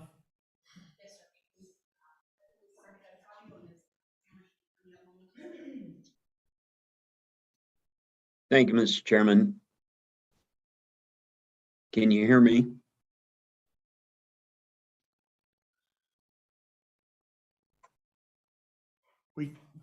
Representative Sweeney, we can hear you. Okay. Thank you. First off, wonderful presentation from the young students and certainly worth the listen. So back to why only one of the questions I'd pose is the same as Senator Ellis posed. Why the 150,000 has been locked in stone with the Department of Education for the last 22 years, as it sounds, would be a question. And I would really encourage the committee looking at that. I don't know if it's a statutory fix or, as Representative Summers mentioned, it simply could be fixed, I would think, within the budget and possibly expanded on the existing Wyoming Department of Education budget. and is there a need for this RFP process? That doesn't make sense. Also, I'd like to pose a question to the committee.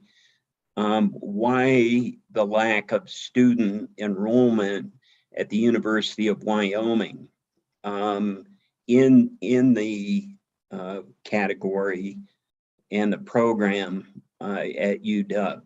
Is it time to look at moving that program from, let's say, Laramie to UW at Casper College? I think Casper College has the ability currently and expertise to handle that with guidance from UW. Is that part of the problem? And I'd ask the committee to possibly look at that or think about that. And lastly, career technical education teaching standards. So when I went to FFA was taught in my high school. I belonged to FFA, but we opened during my time period a new VOTEC school that we could sign up for and go to. And that led me down a different path in the culinary decision process in going to that. But at that point in time, I don't believe our instructors were certified teachers. And have we limited ourselves in the process, even with the pilot project going on, as you heard from the superintendent in School District 24 there in Shoshone? Do we have to absolutely require certifications, or are there ways with CTE teaching standards to not be certified but have real world experience? And say you're have been a chef in the time period for 20 years, have a passion for teaching. Why can't that be considered? I think it is, but maybe not to the certified teacher process. And is that part of the pipeline problem as we're seeing with CTE? And lastly, I made career technical education one of my priorities in my re-election campaign. And unfortunately, I didn't communicate that very well, I guess, among other things. But I really hope that Rob Hill stays involved, and continues to help mentor the legislature and the committee in directions to really bolster career technical education in our state. And with that, I'm a huge believer, as many of you on the panel and on the legislative team here are believers in career technical education. I believe it's our future in Wyoming for a lot of different reasons. So as you saw with the presentation from the young ladies, it is our future. Thank you, Mr. Chairman. Okay, thank you. Committee? Anybody else?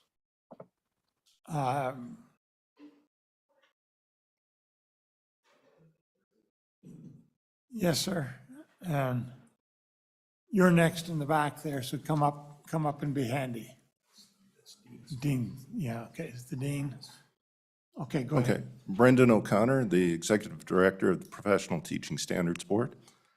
So, Mr. Chair, I would just like to answer Representative Sweeney's question about how certified teachers get into the classroom. So there's a traditional route that they can go through an education preparation program, such as the University of Wyoming has reformulated and does have a few students in there.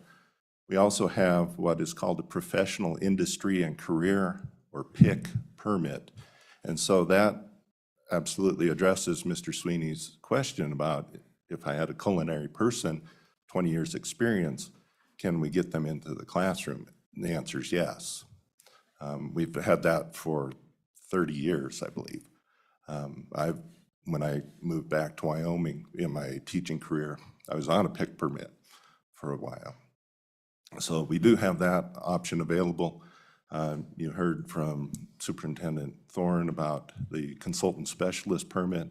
It's another way that we can get people in who have, who the district feels is properly qualified and maybe doesn't have the education background, but they can work with them and they're supervised and provide the mentorship and training to build their teaching skills while they're providing the content to the students. So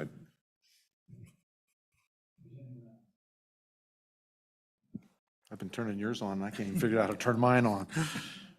Mr. Chairman, thank you. Could you just briefly describe what that process looks like for, let's say I've got a guy in my country over there that is a phenomenal millwright.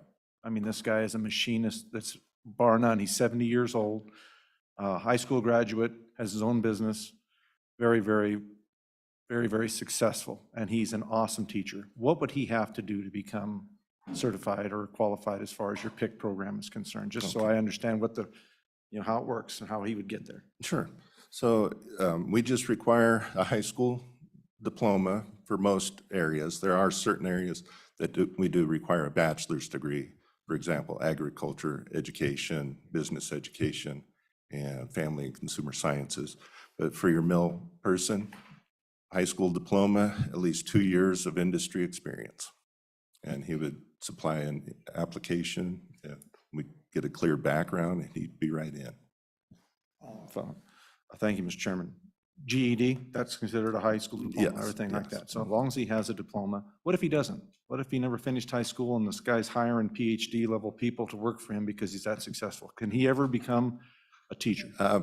Yes, I would say in that case, maybe we would put him on the consultant specialist permit because he's got those unique qualities. Maybe doesn't have the degree piece, but we can work with ways of that on an individual basis. Thank you very much. Thank you. I see the dean back there.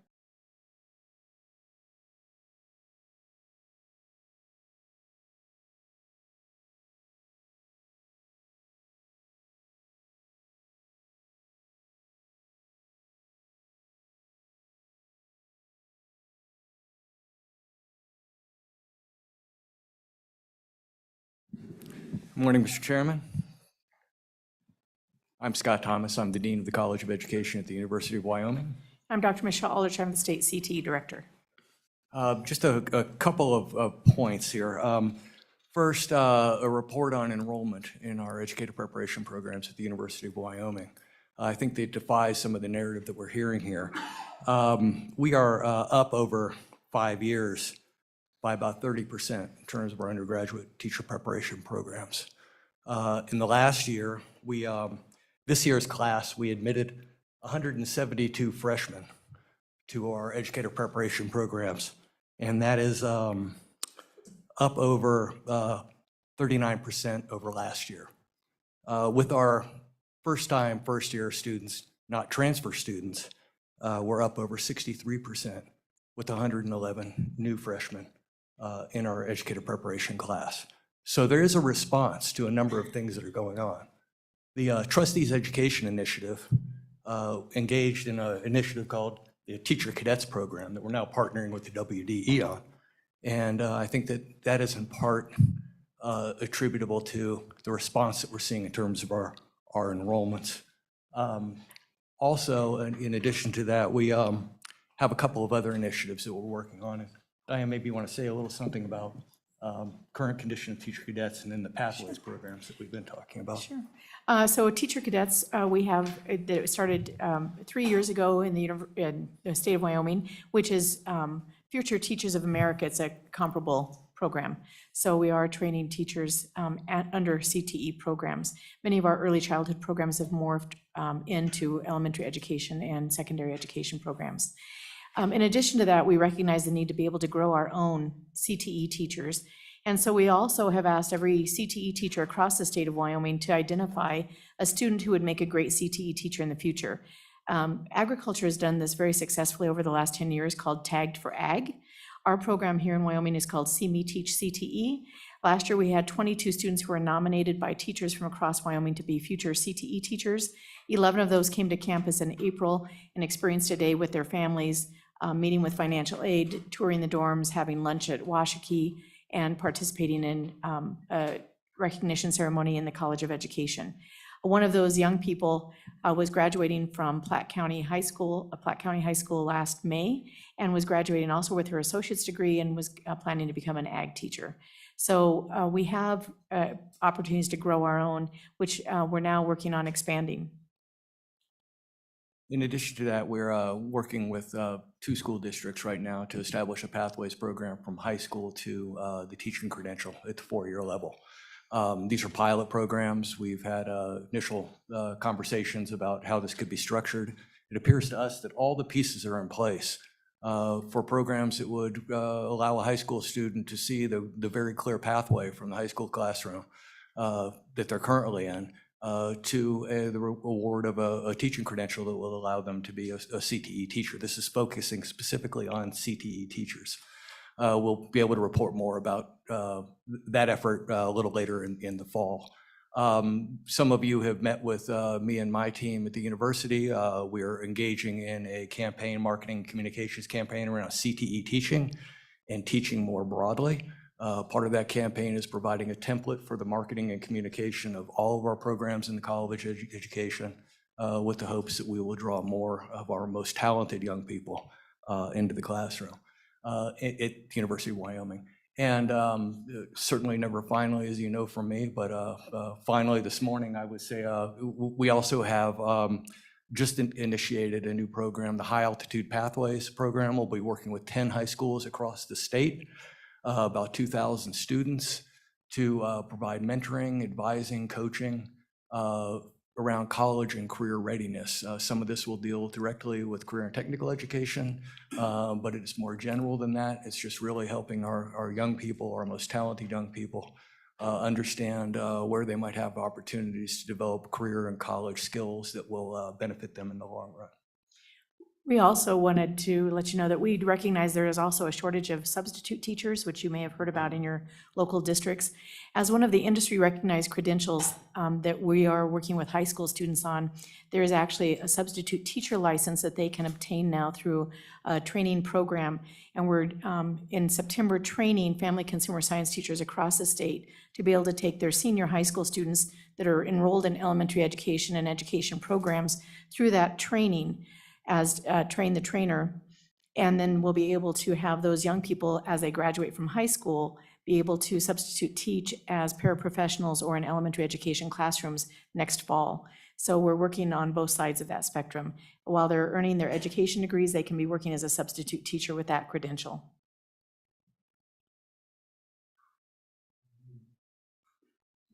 Thank you, Mr. Chairman.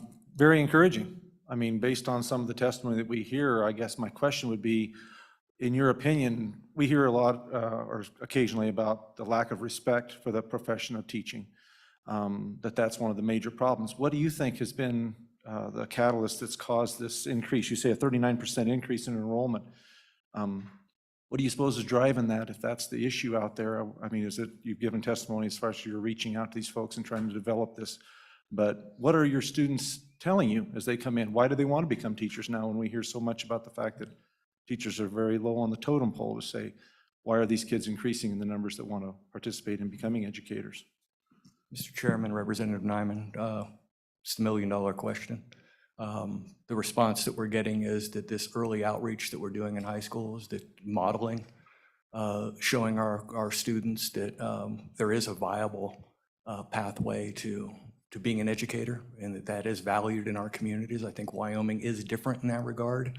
I don't think that we have it well. I think that everything you're pointing to in terms of the narrative about the education profession being deprofessionalized in so many ways, the conversations we've had here over the last 36 hours, that's all very, very true. But it's also very, very personal. And I think the Cadets program, the working with a teacher, having a teacher nominate you as a potential future educator, these are huge boosts for young people, and they're carrying it with them to the University of Wyoming campus. There's a lot of things that we need to do better in this process. But at the heart of it, I think, is that personal connection that we're making on the ground. We can make in Wyoming in different ways than you can make in many other settings. Thank you, Mr. Chairman. One other question, and we haven't discussed that here, but we had discussed this previously.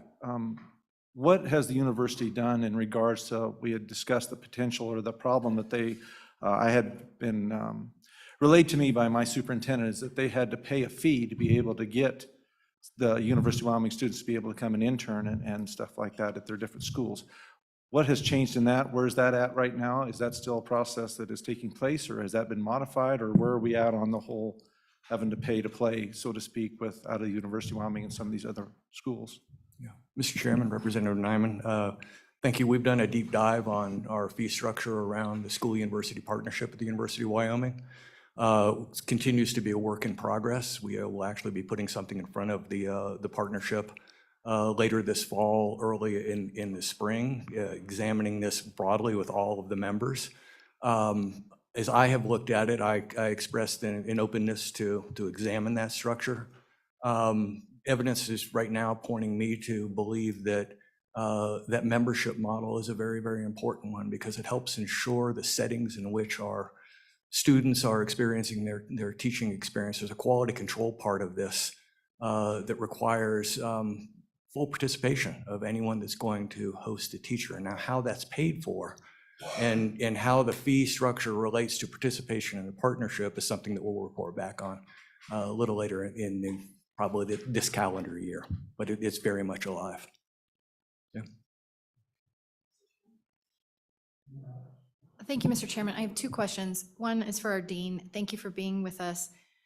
I think at our last hearing, we talked a little bit about the potential of community college to identify those students that might be, great candidates for teaching CTE. I think that's a hole that's missing at the table right now. And I don't know, maybe you said it and I just missed it. What are we doing to better incorporate our community colleges in this discussion of growing more CTE teachers?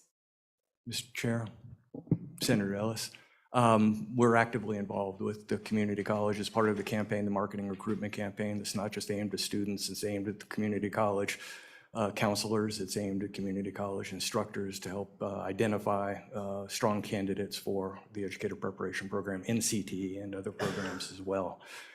Clear articulation, clear definition, explanation of what these pathways look like from the community college has to be part of that. We've heard loud and clear that you can build the best program in the country, but if nobody knows about it, you're going to get lower enrollment than you would hope. We're taking that head on, and this is in partnership with the community colleges. There's an articulation summit on the 23rd that we will be a part of that will explain some of what we have learned and what we will be doing as part of that. And thank you, Mr. Chairman. A follow-up. I think what I want to know is that pathway. I've been out to my community college and they talk about, hey, if you want a career in this, this is year by year, step by step of how you get there. So that's, I think, the piece I'm wondering about is if the university doesn't want the community colleges to offer that through their BAS programs or what have you, what does that pathway look like? And how does that, not just through a marketing campaign, but I just kind of want to see that path laid out pretty clearly for people. Right. Of starting at a college and then finishing at an extension of UW in their local community or having to go to Laramie, I don't know. But then my other question is for Dr. Aldrich. So just doing some math, if for the Ctsos, the $150,000 annually was first input or was in place in 2000, and it hasn't been adjusted since then. And so just looking at a few inflation calendars, the annual appropriation for that today should be around 250,000. I saw some for 240, 260. How about we just say 250?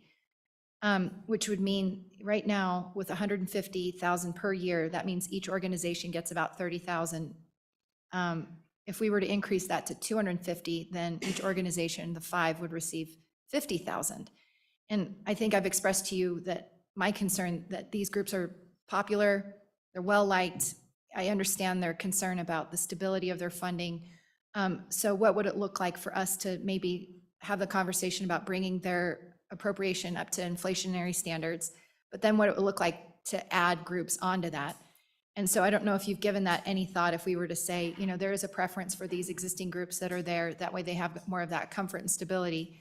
But how do we then start defining which groups we want to increase or add to Wyoming? Do they need to start out at that 50, or can they start at a lower number and kind of grow into it? And so I'm just kind of curious if you've given that any additional thought, if we were to maybe look at those options. I have not given that a lot of thought, but I would always encourage you to give more money to career and technical education and to Ctsos. We would be very amenable to that if you'd like to add that to our general fund budget. Just a follow-up, and I don't know that you know the answer, but why hasn't there, I don't know that there's been a request through appropriations over the years. I am just kind of curious how this has lingered for 22 years.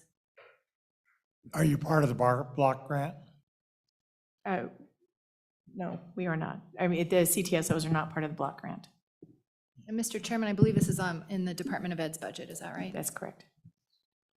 Mr. Chairman, I might add some flavor to that. The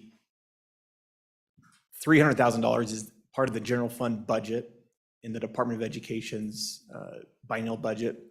It is used for matching or maintenance of effort purposes. And so if the legislature were to increase, beware, that is a budget you cannot go below for Perkins 5 matching. So that may be one reason why the department and the administrations over the past 20 years have not increased that budget, is to maintain the minimum level of maintenance of effort for Perkins funding. And so if the legislature does want to increase that, just be aware, you will increase your maintenance of effort going forward. Mr. Chairman, I'd like to understand that just a little bit better, because hearing these young ladies, I think we're trying to figure out a way to support these organizations, and I just want to make sure that I'm understanding that clearly. If I can translate what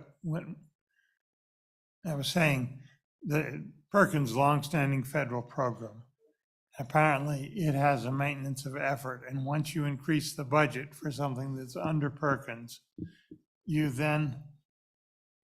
can't go back. It's a permanent increase, and we lose one more piece of control over the state budget. And the practical effect has been that has held the budget down.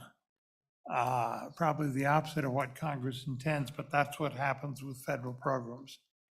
And we've had enough bad experiences with maintenance of effort across the sweep of the state government that that's probably a potent argument to not get into increasing anything that's Perkins funding. And it probably means if you want an increase in that general area, you need to somehow separate it from what's regarded as Perkins funding. So that makes drawing the bill tricky. Matt, is that an accurate summary? Mr. Chairman, that's correct. And I'd offer any clarifications from Mr. Carroll from the Department of Education. Yeah, thank you, Mr. Chairman. Trent Carroll, Wyoming Department of Education. Mr. Wilmarth is correct in his summary there of the maintenance of effort requirements for the Perkins program.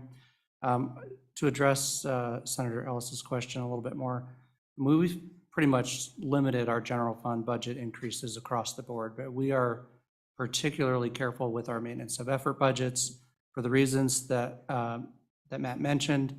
Whenever we ratchet those up, we are on the hook to continue that level of funding. When we run into general fund budget reductions, as we have several times over the last few years, that complicates things further because we have to protect those maintenance of effort budgets, which means we disproportionately reduce other programs. So we are very cautious about that. When Perkins 5 went through the reauthorization a few years ago, we were afforded a one-time opportunity to reduce our maintenance of effort budget and by 5%. We were able to do that. Historically, every biennium, the total amount of funding in that maintenance of effort budget for Perkins creeps up a little bit just due to benefit changes, health insurance increases, those other changes in the budget. So even though some of the components have been held flat, our overall funding has increased slightly, but we do try to limit those increases. With all of that said, if the legislature obviously wanted to fund the Ctso portion at a higher level and was committed to doing that, certainly amenable to that. Thank you. All right. Committee, we're going to have to move on. We're starting to get in time trouble. Any further questions for the educators? I didn't see any further public testimony. You got one, okay. Go ahead. So, Mr. Chairman, and this is for the good dean, and it's really on the pay for play on student teachers. It seems like you all try to wear us out. You know, over time we disappear, and the same goes on, and we just hear more and more of the same.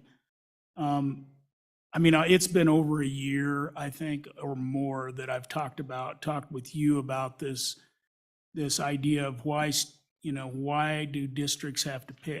Ultimately, I understand that if you have a student teacher and there needs to be housing, is there a way to accommodate that? I get that. But the idea that a district has to pay to get a student teacher in there just really bothers me. And it just kind of keeps getting pushed down. You know, we'll hear another report in another 3 months, and then it's another 3 months and we'll hear another report. And it kind of is that, it's been going that way, frankly, with the CTE thing as well. And the teacher prep program. So, you know, I don't know what to say other than I hope that you are resolving that and that we do allow student teachers to go into all districts that want them without having to pay the university to do it, because I don't think that school foundation dollars should be doing that. That should be out of the university. You should be very glad that a district wants to allow you to come in there and help that student. So I don't get it. I mean, I get it that you got to have a standard of education, or you got to have a standard of teachers. But I don't buy just keep pushing this down the road for the next report. And anyway. Okay, we're going to go to Representative Paxton and then go back to the university. Just a quick historical perspective. As a former ag teacher, I think I had 9 student teachers over the years. And when I got a student teacher, I actually got a certificate for credit at the University of Wyoming. So that's the historical perspective. We've come from the point where you were actually providing credits for the supervising teachers to the point where we're actually charging to place a teacher. So that's something I think we probably need to examine, why we went that direction. Okay. University briefly, and then we do have to move on. Mr. Chairman, Representative Paxton, Representative Summers, I again appreciate the point. Clearly, my honeymoon is over. End of my first year here. This has been going on a lot longer than me, and I'm not pushing it off on anybody else. I own it. The quality of our candidates' experience is determinative of their success in the field. It costs money for us to provide an infrastructure that ensures that when a candidate is in the field, they're getting the support that they need, not only from a supervising teacher, but from the entire school. That's the logic behind the school-university partnership. And we don't have a budget within the university to pay for the school-university partnership. This is a school-university partnership. So the fee structure is what covers our cost of ensuring the quality control of our candidates' experience in the field. We are down more than 1/3 of our faculty in the college. We are up in enrollment. I can't reconcile all of this and the $80,000 a year that we collect in fees from our partners in the school-university partnership doesn't go the whole way to cover the expenses that we're investing in this. This is part of a bigger question. I could chip away at any piece of it. You're asking specifically about the school-university partnership. I find the idea unsavory on the face of it. Your ability to label it as pay for play is appreciated as a problem.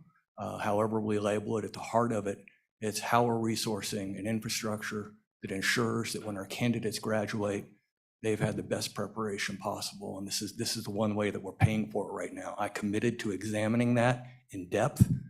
We have been doing that. We are doing that. We're approaching the entire partnership about that this fall.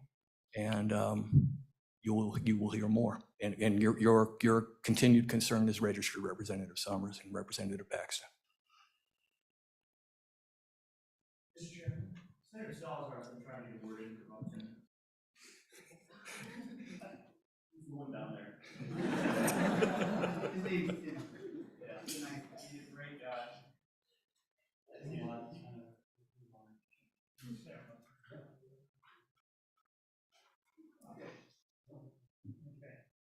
Okay, we need to move on. Okay, thank you very much. Appreciate it. Mr. Chairman, before we leave the entire CTE topic, you do have a third subtopic that the State Board of Education was asked to come back to the committee on regarding the State Board of Education and the State Board of Vocational or Career and Technical Education and their role. And so before you move on that entire CTE topic, I want to make sure that we recognize the State Board of Education and Chairman right. Furman. That's right, we do. We're going to take about a 10-minute break and come back to that. Let me summarize where I think we are so far. We've heard a good deal about the importance of the Crew Report and the work that the university is doing on that. I think we've illustrated the need for that. We've heard a good deal about the block grant versus local control issue in the CTE area. That will inform future work with regard to these organizations. I think there's a real problem there that we've identified.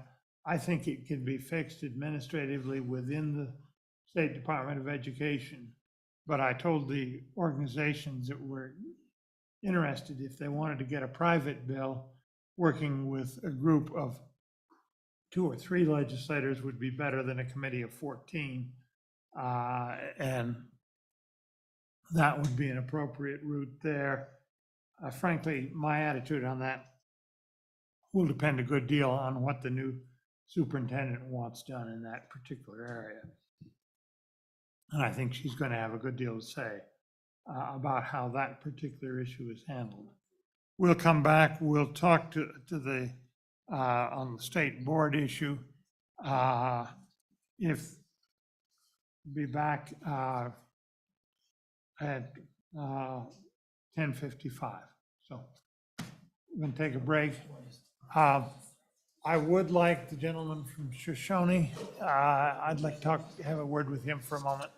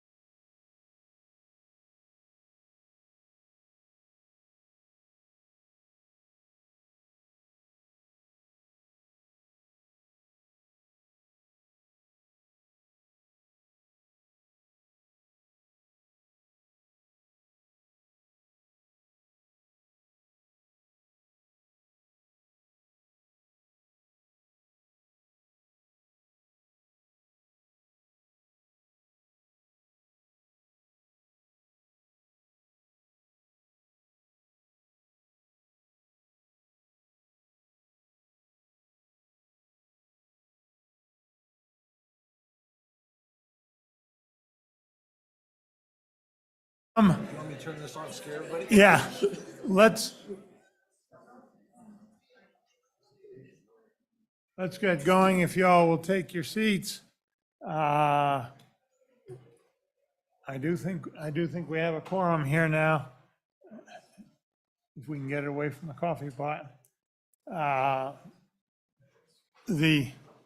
We need to talk a bit about in the career and technical area, about the state board role and how all that works.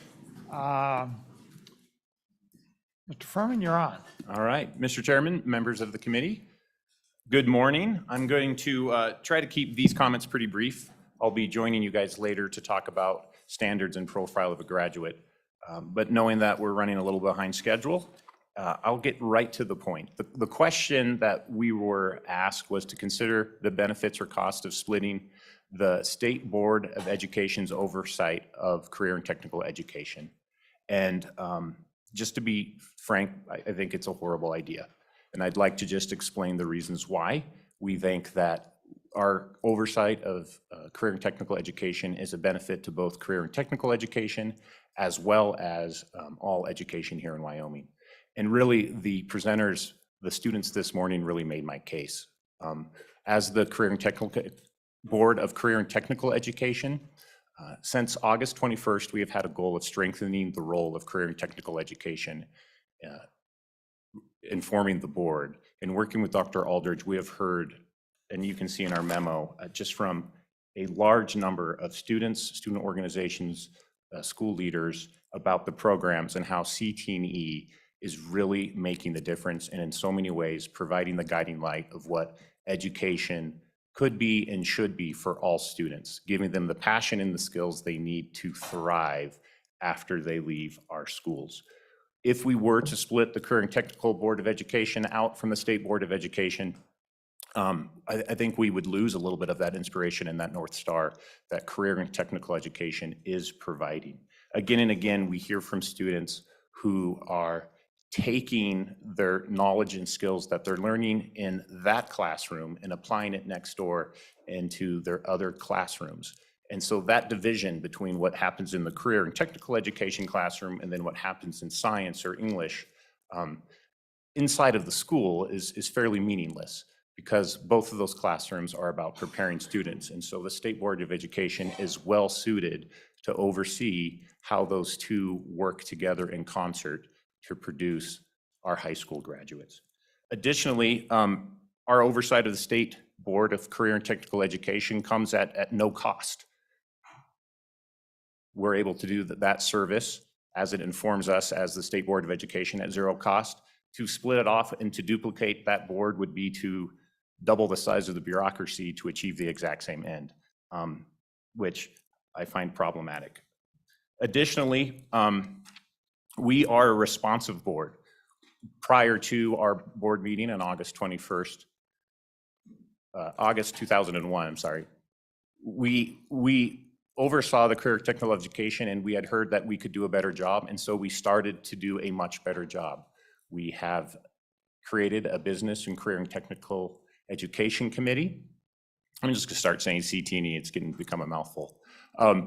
We've been working with businesses to do a better job of talking to them and hearing from them about what they need from both the board and the career and technical education board.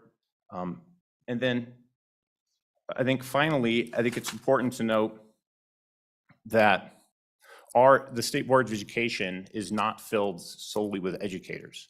On our board, we have cattlemen, we have small business, we have large business. Only 50% of our board has an education background. We have university, we have Dean Thomas, we have Dr. Caldwell, and so we are well suited to integrate career and technical education into our schools where it belongs. And with that, I'll simply stand for questions and let you get back on schedule. Representative Nunn? No. No. Mr. Co-Chairman Paxton. Thank you, Mr. Chairman. How much approximate time do you spend on the CTE issues compared to everything else? I mean, from my observation is that you mainly, a lot of your duties are to be a vehicle to accommodate the federal funds, but how much other things do you actually do that's got substance to it for CTE? Thank you. Chairman, through you to Representative Paxton. So largely, we are meeting that federal requirement through Perkins 5 oversight. Within that, we're very involved in terms of the professional development for teachers and for how their externships work. When that was in the last Perkins 5, we spent a lot of time trying to make sure that that would work for the school districts of Wyoming. Within the programming that's happening inside of schools for CTE, our work through that is the same as it is for all other content areas, and that's through the adoption of standards. CTE standards are coming up for adoption in 2023, which means they will benefit from the work we are doing, and you'll hear from later today on our work to have a better standards adoption process. And so through that, we will be working to help guide schools on what's happening inside their CTE programs, but the specific curriculum goals and decisions are still left to districts and schools.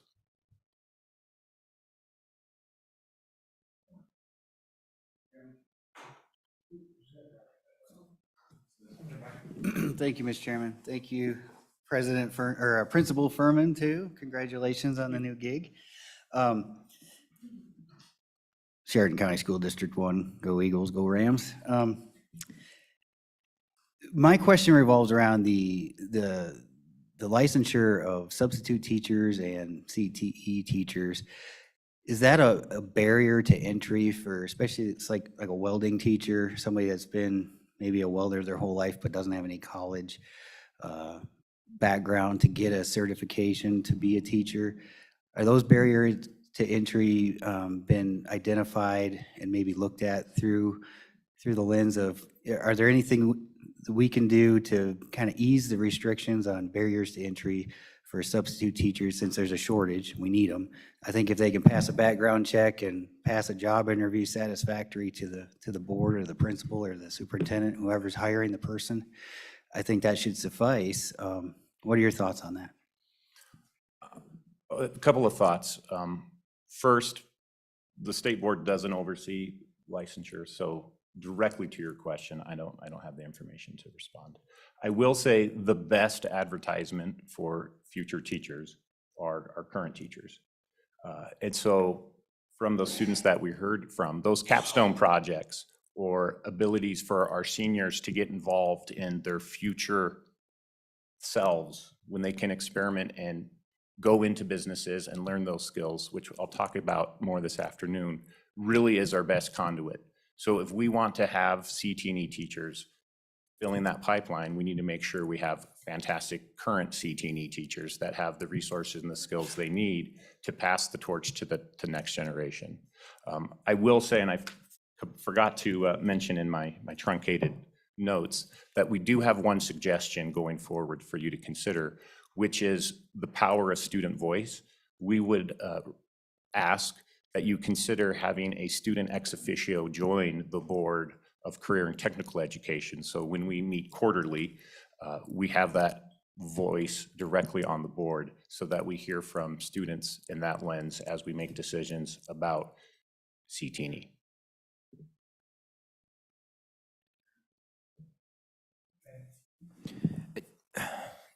Chairman Furman, good to see you.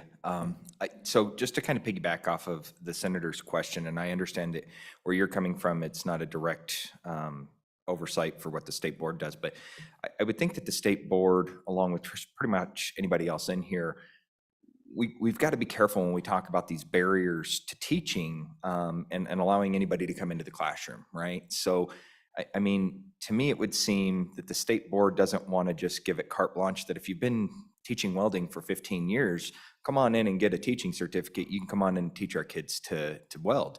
That while we want these teachers to be in there and we have this expectation that we want to get these people who have this background into this profession, not everybody who is good at doing what they do in welding is going to be a good teacher. Mm-hmm. And so my question to you directly is, how do you guys see this as a board? What do your guys' discussions look like on how are you trying to promote this to people who do have that? You guys are a lot of educators and a lot of other realms out there, but what is it that the board is doing to take a look at this and say, the people that are good at their jobs and could be good at teaching, we need to reach them? Chairman, through you, I appreciate the point, because there is a caution of, by lowering the view of teacher as a professional, by just having a warm body with certain skills is good enough, because there does take a unique set of skills to work in a classroom, especially if you're in a junior high or high school and you have, welding equipment. So both managing the welding equipment and those students who have plasma torches is two skill sets.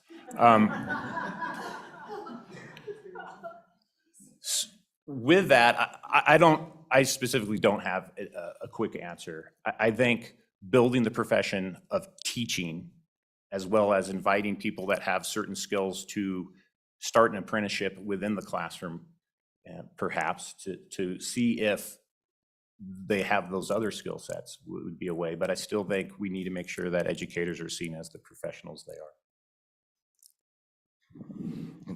Thank you. And this is more of a statement than it is a question, so I'll end with, don't you agree? But I do think that what you just said is exactly what I'm trying to get to. In 2020, April of 2020, we all saw the value of what a teacher was and the impact that it had in a student's life. And now we're talking, 2 going into 3 years later, we're starting to look and say, well, we want to get these teachers in the classroom. We want to get people who have the experience in there, and we can't fill these teacher slots. It's not just a void that we can just put a warm body in, like you said. There's a calling for these teachers, and these teachers do good work.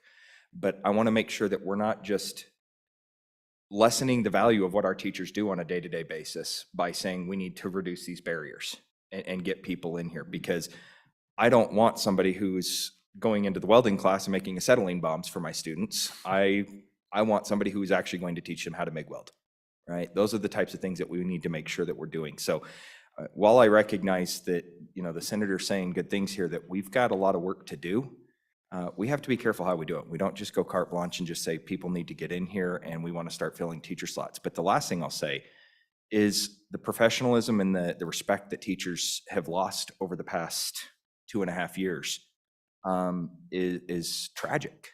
The amount of respect that teachers used to have prior to the pandemic has really been reduced. And so I'm hoping that this committee can take a look at that as well, that we recognize that these are educators forming the lives of our future. And that we need to start looking at our educators with a little bit more respect, and the people in the public with that as well. But that does go both ways as well. So don't you agree, Mr. Furman?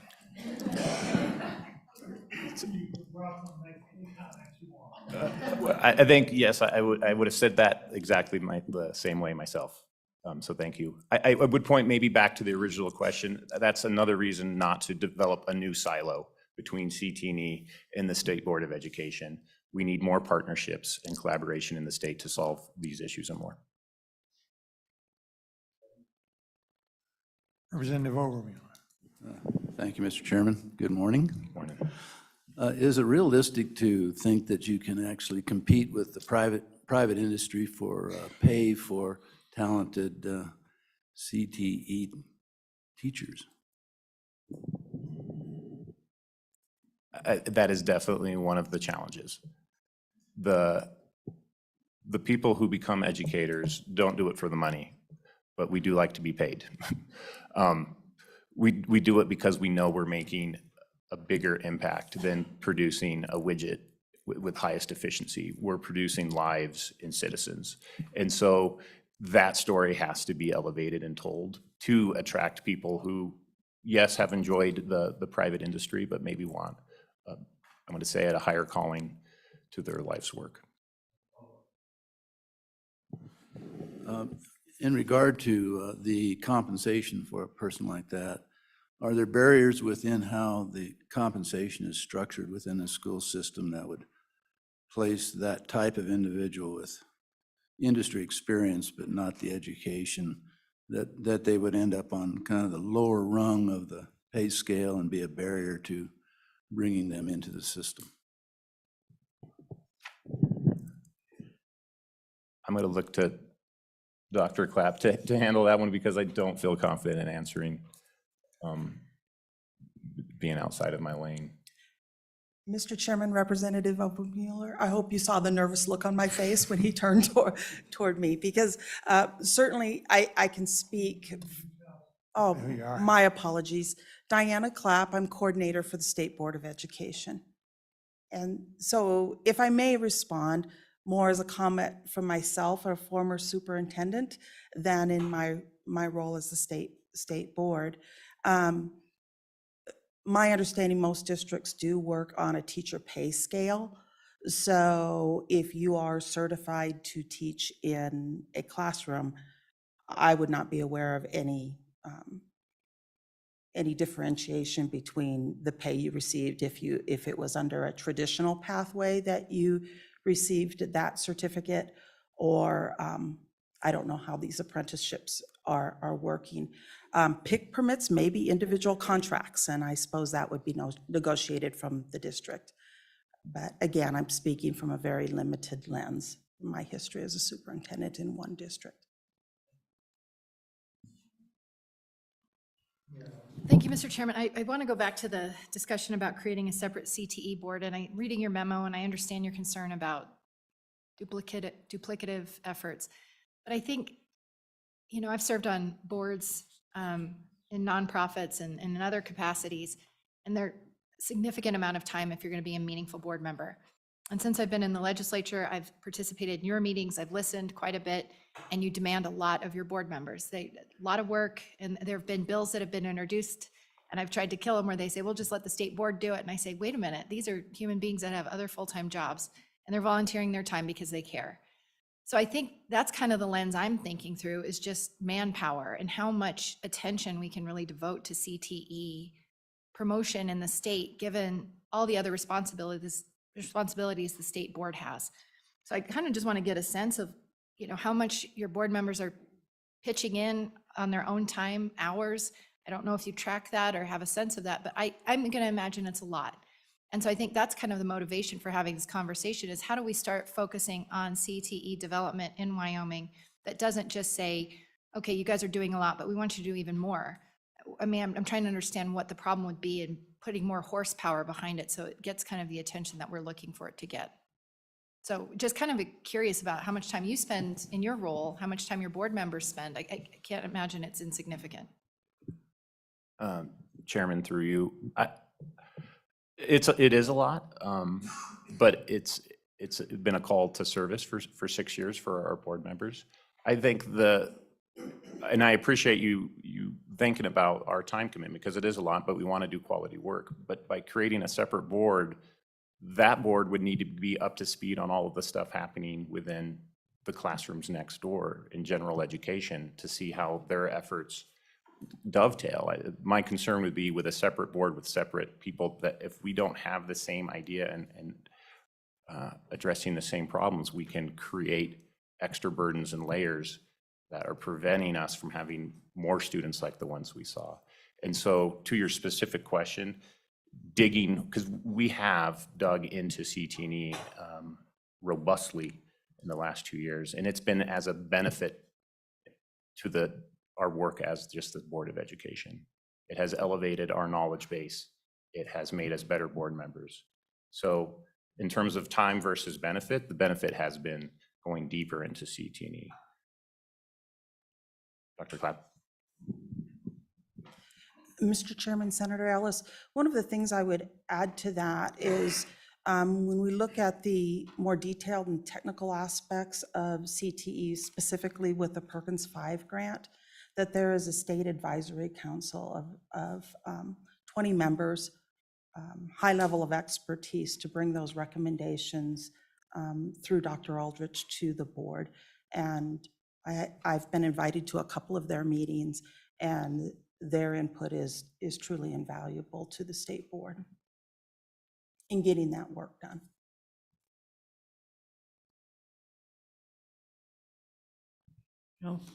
Else? Okay, thank you very much. We've had quite a bit of comment in the CTE area. Anything specific on what we've just been talking about? Okay. Briefly. Thank you, Mr. Chairman, members of the committee. Rob Hill, Wyoming Association of Career and Technical Education. In the interest of brevity, I wanted to relay a message. We have a pretty extensive business and industry advisory council that we work with in WACTE. They represent a lot of the large associations throughout the state. I think this is really coming from our business partners that want to see more CTE emphasis in this state. We welcome ongoing conversations about it, just knowing that that is a top priority for many of our business and industry people in the state, and frankly, workforce is top priority for most of them. So they're looking for ways to move the needle in CTE, and we welcome more conversations again. Thank you.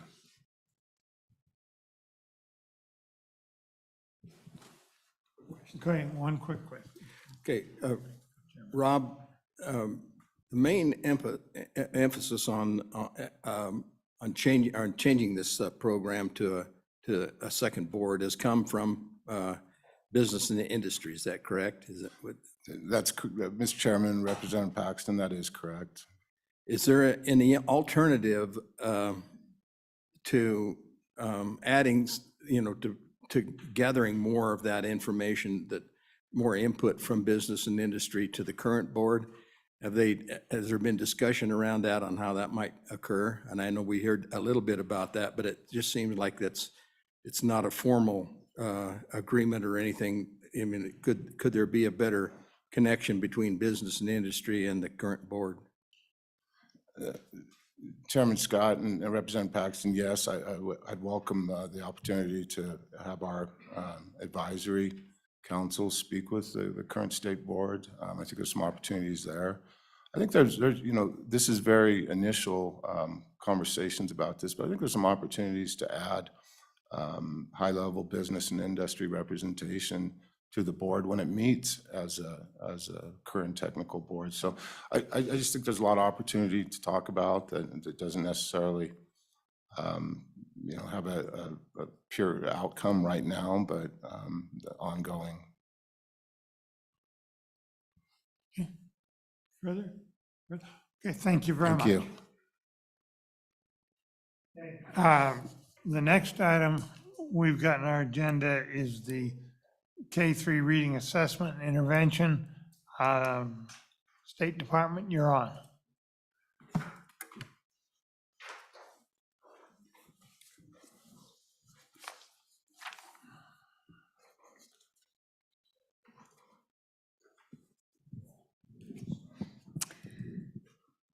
Chairman Scott and committee members, Shelley Hamill with the Wyoming Department of Education. I'm here with my colleague, Ms. Wanda Maloney. And I'm here to provide the statutorily required update around the work of Wyoming Statute 213401. As I shared at the June update, the WDE did choose to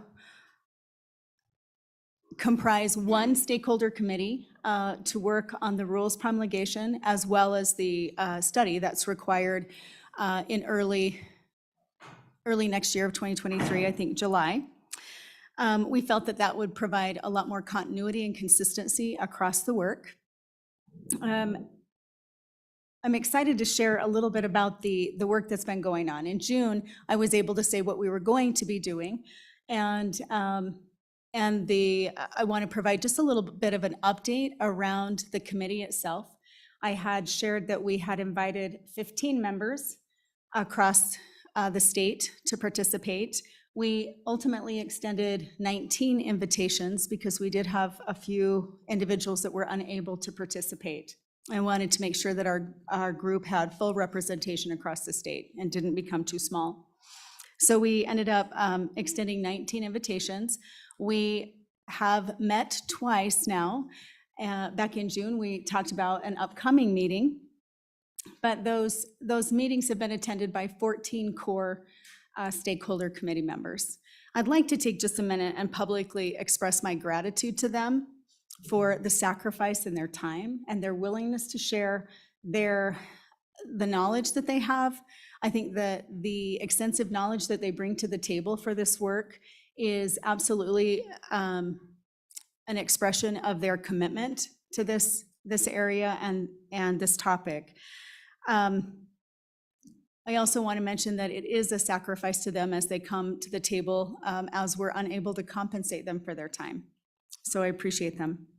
So our committee did meet the first time in June. Our focus for that meeting was to work on the criteria for the screening instruments.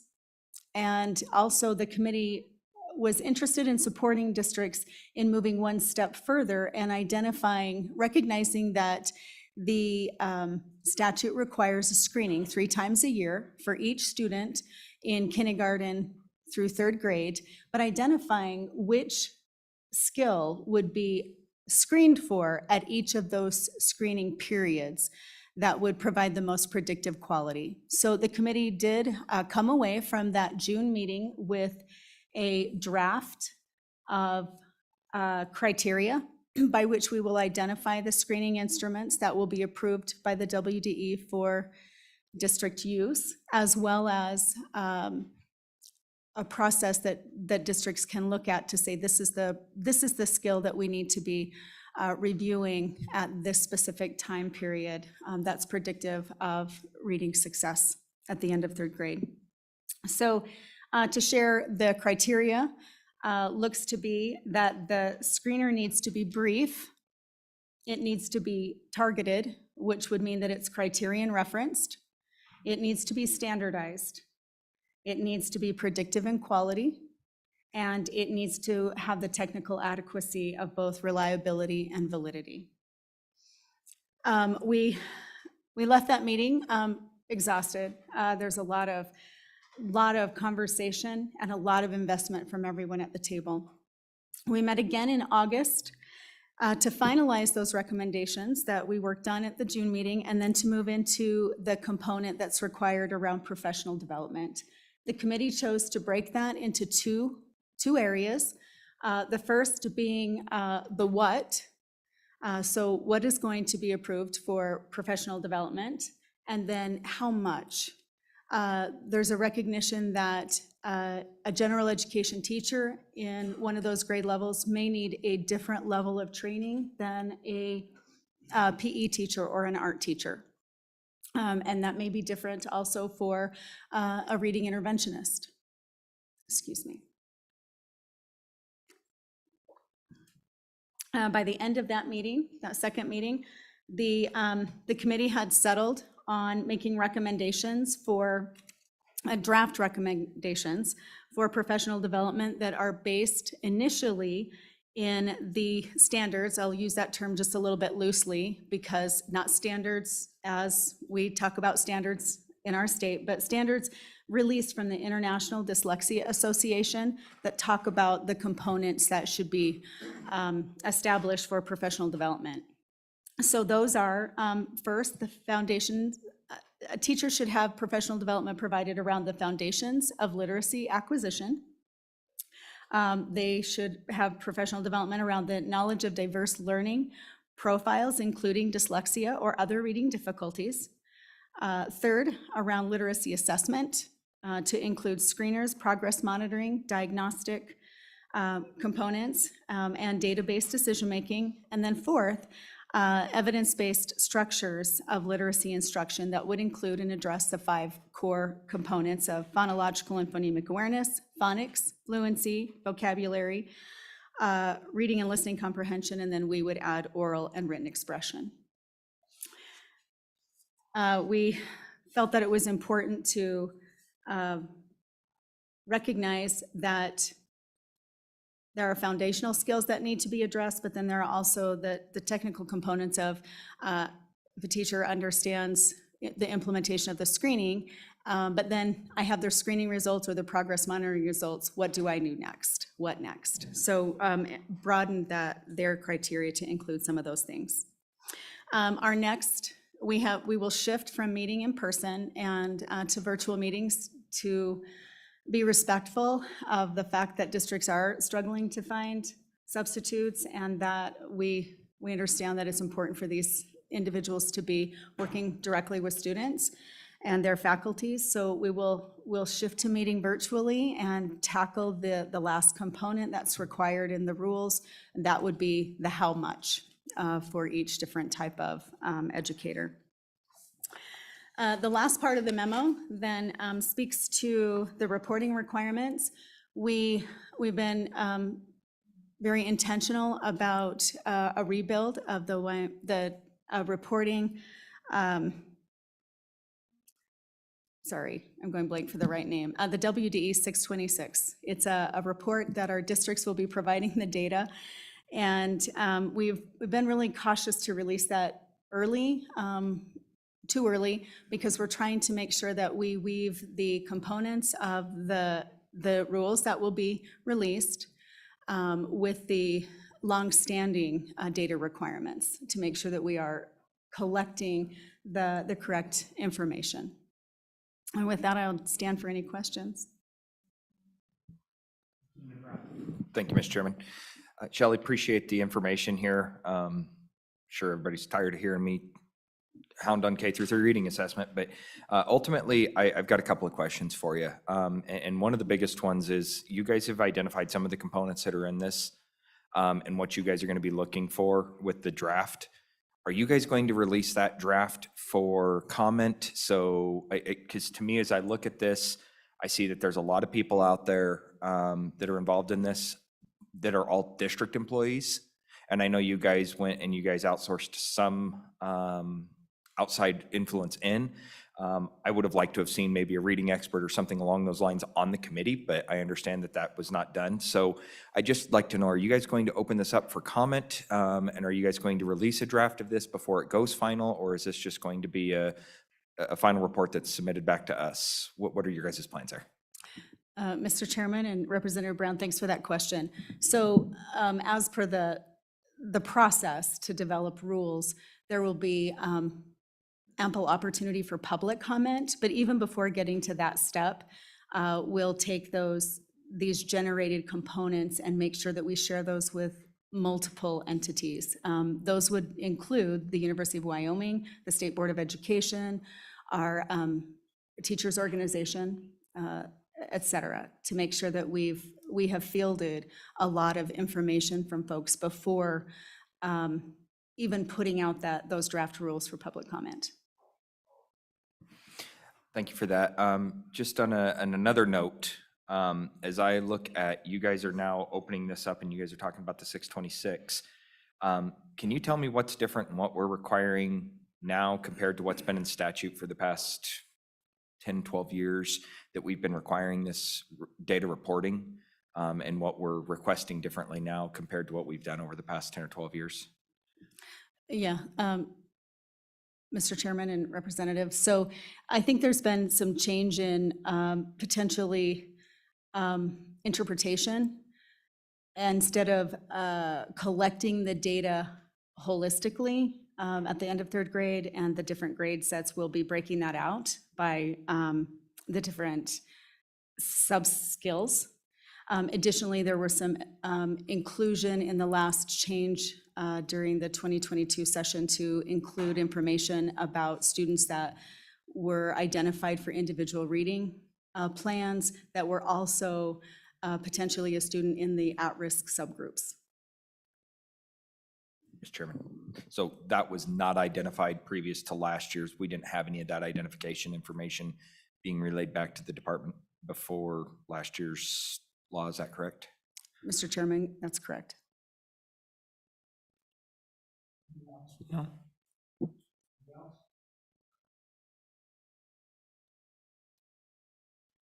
Thank you very much. Thank you. The Sheridan School District is next. We're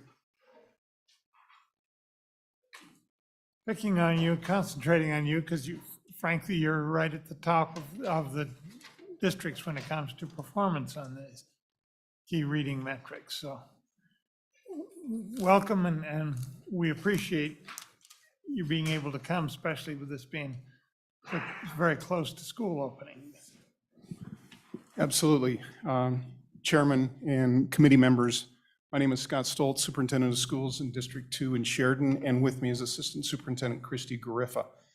We appreciate the opportunity to be here today and share with you the information that we have specific to things that we do in District 2. As we understand it, the focus of today's meeting is going to focus on two specific objectives based on the information we received, which was how we prioritize the K through 3 ELA or English Language Arts content and performance standards, along with best practices specifically related to K3 English Language Arts content and performance standards.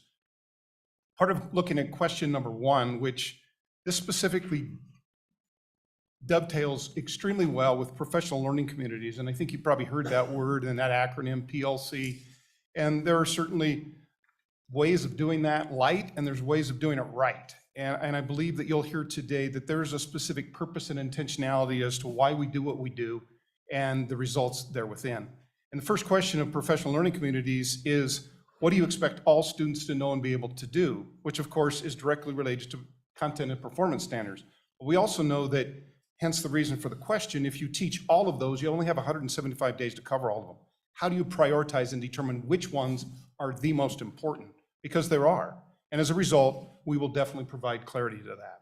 And the second part of that is, what about intentionality? What are the best practices that absolutely are necessary and needed to help our kids be successful? And that's a question that we all ask. I will also tell you that there is not what we would call a magic bullet. There is not a specific book that you could hand a teacher and say, go forth and teach. And we heard testimony earlier today about providing practitioners into the classroom that have a variety of multiple experiences that may not have a teaching background or a teaching experience or trained as a teacher. And yes, there are great people out in the field that are phenomenal at their trade and sometimes can also translate that into true teaching. But we know that that's in many cases rare. So with that being said, our district, and again, I'm not going to proclaim that our district does everything right and we're the best, because we aren't.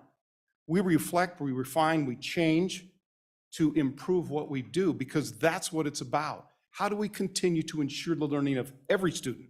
Not 85%, 100%. What do we do? And what does that look like? And that's our goal, and that's our desire to do that exactly. And we appreciate you as a committee, you as a joint education committee, your passion, your driven desire to want to increase the proficiency of our students. And specific to this conversation, K through 3 literacy. We know that early intervention matters. We know that in 3rd grade, it is critically important that we have an extremely high number of students that are proficient. With that being said, we have a process. We don't have a CAN program. We don't have a specific way that you just do, as I said, hand you a book and here's your manual, and you have 175 days to go from page 1 to page 300. It doesn't work that way. Teaching is hard. It's difficult, but you have to focus on the right things, and you have to have the professional development that is teaching our teachers, regardless if it's year 1 or year 31 in the profession, how to do what they do. And that's what we do, and I think we do it really, really well. And you'll hear today about those 4 processes that we do. So I'll give you just a little quick background, I think, to provide some credibility. Cte Gariffa this is her 16th year in education. She's currently an assistant superintendent. Prior to that, you heard her testify last year as the principal of Sagebrush Elementary School, another extremely high-performing, low SES, almost 50% free and reduced students that are one of the highest-performing elementary schools in the state. And we hear that Sheridan only has rich kids. Well, I'm here to tell you that's not a fact. We have 33% of our district qualifies for free and reduced lunch. So that's not a realistic picture of what Sheridan looks like. Cte was the principal for 3 years. Prior to that, she was a literacy coordinator.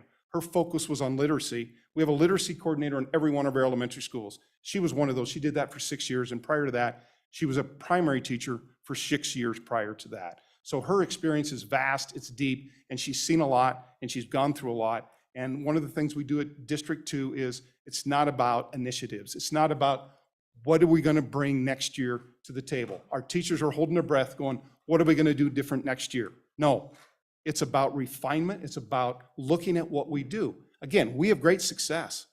So we continue to do the great things we do, but we also reflect on that. We look at data to truly drive what we do. And I think it's a critical piece that when we look at data, how do we use it? It's great to have all of it, but how do you use it and how do you impact individual learning? And that's what we're going to talk about today. So I'm going to turn it over to Christy. Thank you, Mr. Chairman, committee members. Thank you, as Mr. Stoltz stated, for having us here today. I appreciate you taking the time to hear from us and understand our processes that we go through, not just each and every year, but each and every day to impact our K-3 learners.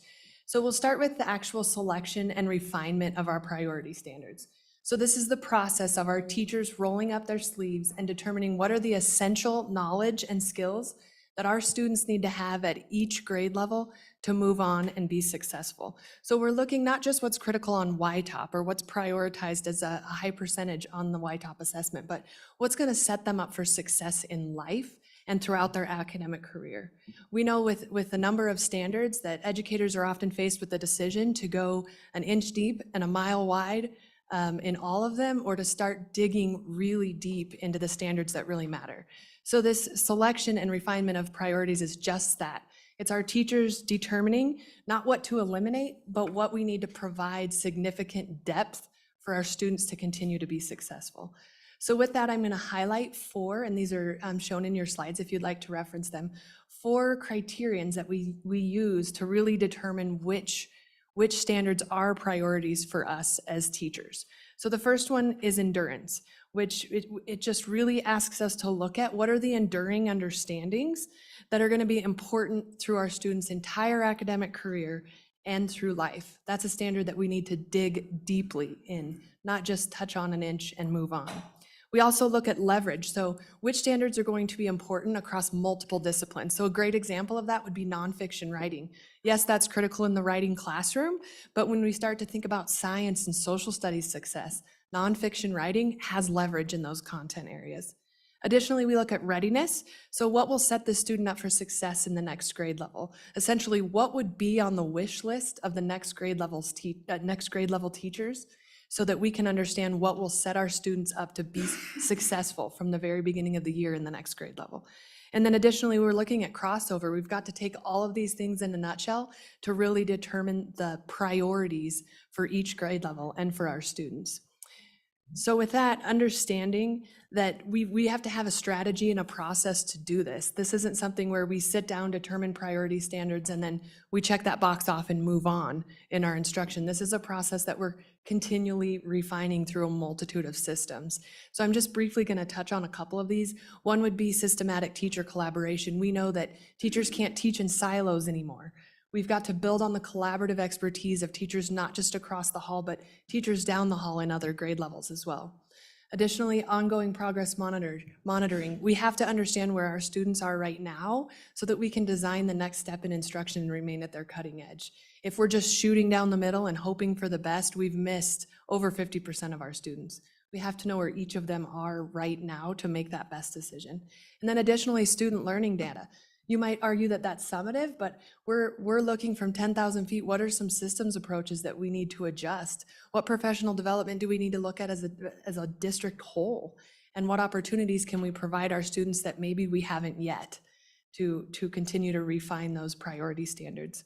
Additionally, I know I mentioned the readiness piece, but we've got to look at vertical articulation, because a second grade teacher's goal is not to create a group of successful second graders, but to create lifelong learners who can be successful not just in second grade, but in third, fourth, and all the way into our CTE courses that we've been discussing this morning.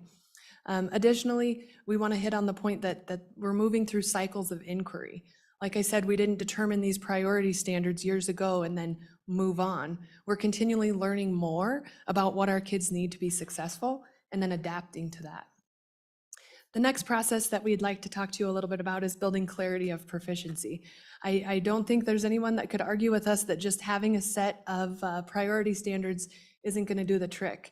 We also have to be crystal clear in what is it that we want our students to know and be able to do, and what does success look like. There's too much variability from classroom to classroom when each teacher is left to their own devices to determine what proficiency looks like. We can go back to that example that I gave you in terms of nonfiction writing. So if one teacher is determining, 4 or 5 sentences with no resources or research that a student is doing, and maybe 1 point to back up their argument as a successful student in 2nd grade, and this teacher across the hall has far more rigorous standards, we've created variability and we're not guaranteeing a viable curriculum for each of our students. So our teachers have got to get together and build that clarity. After all, I think it's important if teachers aren't crystal clear about what it is they're hoping our students will know and be able to do, how will our students know that they've achieved it? So looking from there, we're continually working not just on our teachers identifying those priority standards, but also building that clarity through assessment. So we know that creation is one of the most powerful learning opportunities. And I think if you asked any teacher from our district, they would explain how they have not been trained, but are continually being trained through collaboration on how to create quality assessments to understand where their students are based on each of these priority standards intermittently throughout the year. So we believe in observation-based assessments, and we believe in our teachers rolling up their sleeves to really delve into what does success look like in this standard, and how can we design an assessment opportunity that's going to show us our students were successful, and then from there they can design learning opportunities and a trajectory to get our kids there. So in thinking about that last piece here, in building clarity for proficiency, we argue that the benefits of these team-developed common assessments for formative purposes are so powerful that no teacher team should be allowed to opt out of them because of the clarity it creates for our teachers, because of the understanding it creates for our teachers, and ultimately the impact it has on the learning of our students. So we know that teachers are driving this bus. Teachers are at the forefront of this because ultimately our teachers are the experts in their grade level, and we have to capitalize on that collaborative expertise. The next piece that I'd like to talk with you a little bit about are data-driven decision-making. So again, this is a process that we're continually working through with teachers at the forefront, but we have to have a system in place where we're not talking about just checking teachers, but checking our systems place and checking how we're using our resources. So I'll briefly just move through these 5 components. The first one is goal setting. We have to understand where our students are and set a goal. After we deliver this first round of instruction to all of our students, where do we hope to see their progress? After we've set those goals, we can then deliver intentional instruction. Again, not just shooting down the middle, but we've taken that priority standard, determined it's essential for our kids.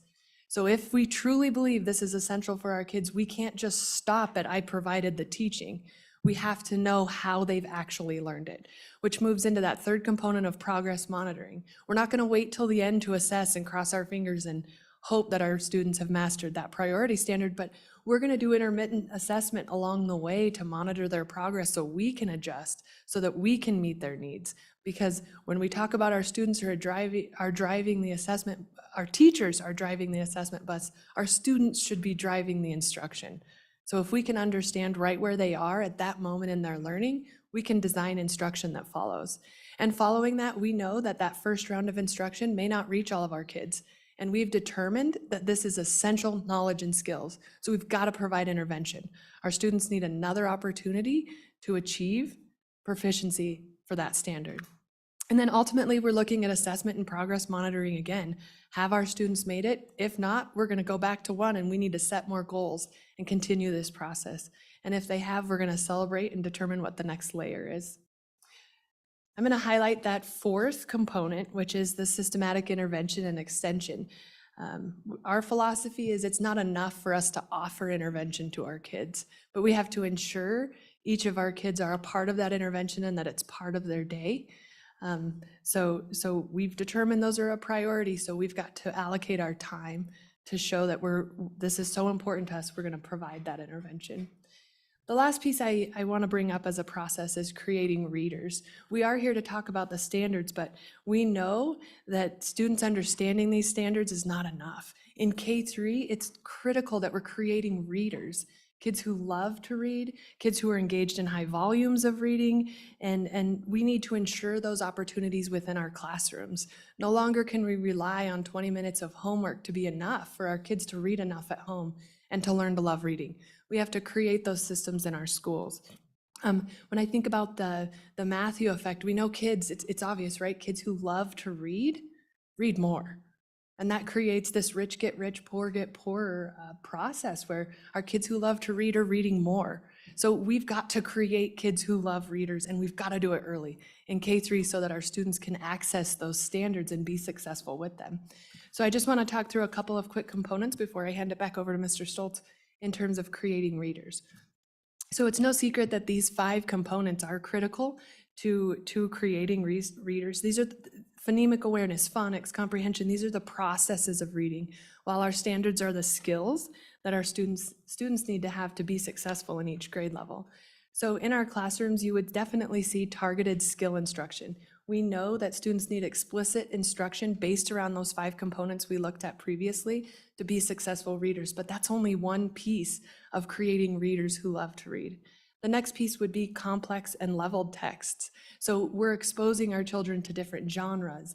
We're helping them explore different authors through author studies, which leads right into high volumes of text. The more they read, the more they listen to reading, the more they're engaged in reading, the stronger readers they become, not by chance, but because we've designed those things in companion with our targeted skill instruction.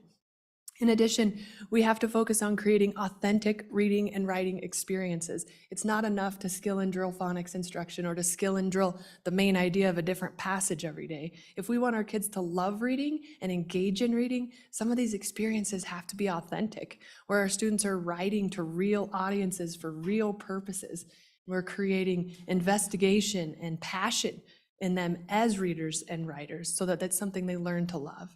And finally, we have to meet our students where they are. We've talked a little bit about database decision-making and progress monitoring and assessments, but we have to know as teachers where our students are as readers so that we can meet them there. And taking a look at just this last component here. Mr. Chairman, can I interrupt for 1 second? Just out of curiosity, on the writing component, I feel like just kind of sitting here thinking about it, when I was a kid, I remember writing creative story after creative story, and I loved to write, and it wasn't until law school that I really learned how to not love to write. Hey, Fair enough. but loving to write in a different way, maybe is a better way of putting it. But I have 3 kids, and I notice they don't write creatively hardly at all. I don't read their stories. Like, I remember writing dozens of stories. So I am kind of curious if your school district is putting more emphasis on writing, and then if you have any information, are kids writing less today, creative, fun stories that they are engaged in? I just wanted to kind of talk about that a little bit, Mr. Chairman, real quick. Sure, I can speak from the, Mr. Chairman, committee members, thank you, Senator Ellis. I can speak from our district's perspective. Our students are engaged in a unit of narrative writing every year where they're writing creative stories and personal narratives based around their lives. And we are intervening and providing extensions for our kids based on those different components. And as I had mentioned before, one of the goals of our writing units, genre to genre, from opinion to narrative to informational, is to create some of those authentic experiences for our kids. So this last year as principal, I received about 60 fifth grade essays on how we could improve our school. And our students had great ideas, from a brand new playground to I think a movie theater, field trips that they would like to go on. That's an authentic experience where our students are writing about a real scenario that's relevant to them, and they're writing to a real audience. They've done research that's embedded in all of those components. I'm sure our students would be honored to write to each of you as well. So in thinking about that, I wouldn't say that our students in particular are writing less.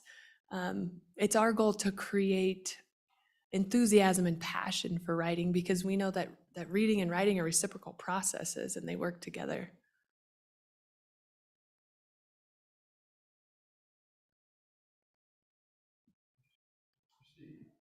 Thank you. With this last piece, I just wanted to touch briefly on creating readers. Again, we believe in observation-based assessment, where our teachers are really in the forefront of this. Our teachers are the experts, and it's not by chance. It's because we've created these opportunities for them to build on the collaborative expertise within our schools. And with that, I'll hand it over to Mr. Stoltz. Thank you, Christy. As you can hear from the testimony of Christy, everything is intentional. Everything is purposeful. It is not left to chance. And hence the reason why education is so very, very difficult. is because it is hard work.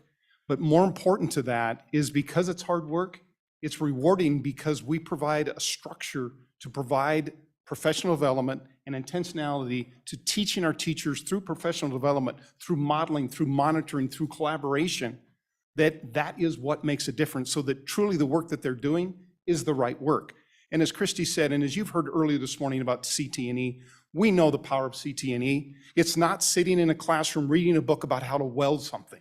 It's actually being in the shop, being in a situation where you're actually doing the work. That's how we learn the most. That's how we learn the best. That's how we remember what we do, because it's authentic. It's real. And this is the same, is we make learning real. We make it relevant. We are passionate about what we do, and we focus on those things that absolutely make a difference. And I think it's important to note that in the world of reading, there are two specific camps. And there is what they call the reading wars, meaning that there is the science of reading and there is balanced literacy. And there is truly a tug and a pull. And I'm not going to prescribe and say anything about those specific to the fact that when you go to extreme pendulum swings, and I think in anything you talk about, and I believe it to be true in anything, extremes are never a good thing. I think there needs to be truly a balance. And specific to that, our approach is balanced literacy. That's what we've chosen to prescribe to because it works. It works for us. Again, as I said earlier in this testimony, what we do is not what everybody should do. I'm not prescribing that. I am saying that what it does, it works for us. Other districts can find something else that works for them, and we've seen districts that have sustained success that is not exactly replicable to what we do. But I would also say that when we look at balanced literacy, we are also not naive enough, nor are we looking at the data naively enough to believe that there is more that we can do. And we do. As a result, phonics. This is the second year that we've added phonics to our curriculum because we believe that is necessary and needed. Not that it was taboo in balanced literacy, but that was not a main focus. What is a main focus, though, is, as Christy talked about, is specifically working with students on what they need. It's not rolling the ball down the middle and hoping that a classroom of 20 third graders is going to be taught the exact same way, because you can imagine a group of 30 or 20 third graders, there's probably 5 different groups of kids that are reading at a different level. And to teach them all the same is not okay. That's criminal. That's negligence. It quite frankly is. And as a result, we need to meet the needs of those kids. As a result, we have screeners that place our kids specifically in a group of what they are reading based on the skills that they have. It's also based on comprehension. And comprehension, as we know, is also critically important. And I would compare it to the analogy of math. We know that math facts are important, but is that enough? Is it enough for kids to memorize math facts, but then set in front of them a problem, a story problem, and say, figure this solution out to this story that you just read? They can't just memorize 8 times 6 and go, okay, the answer is 48. Absolutely not. They have to critically think and problem solve and discern what is the most important information out of that text to answer the question. The same would be true of comprehension. You can't just drill and kill phonics. You can't just teach skills in isolation and expect kids to be critical readers or to enjoy or love reading. None of us want to sit for 50 minutes and do worksheet after worksheet after worksheet after worksheet. That may be analogous to Senator Ellis's why she hates writing, because obviously she did a lot of it in law school. And it probably wasn't for pleasure. But nevertheless, we have to keep education exciting. We have to provide purpose and authenticity, and it's never okay to use the excuse, I taught it, they didn't get it.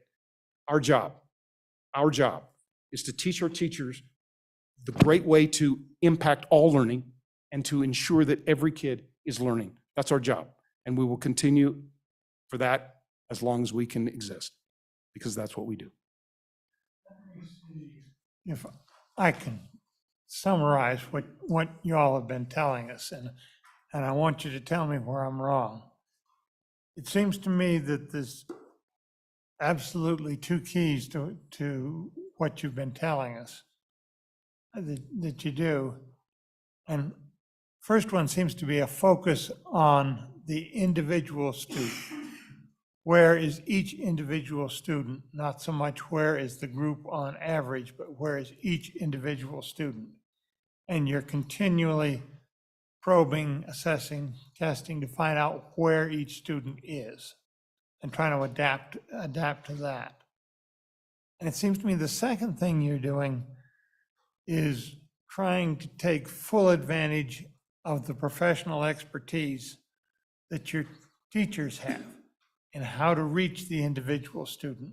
You're trying to reinforce and build those skills, but you're trying to get it out of those teachers, really everything they can give to help those students, and relying on their professional abilities and trying to highlight those.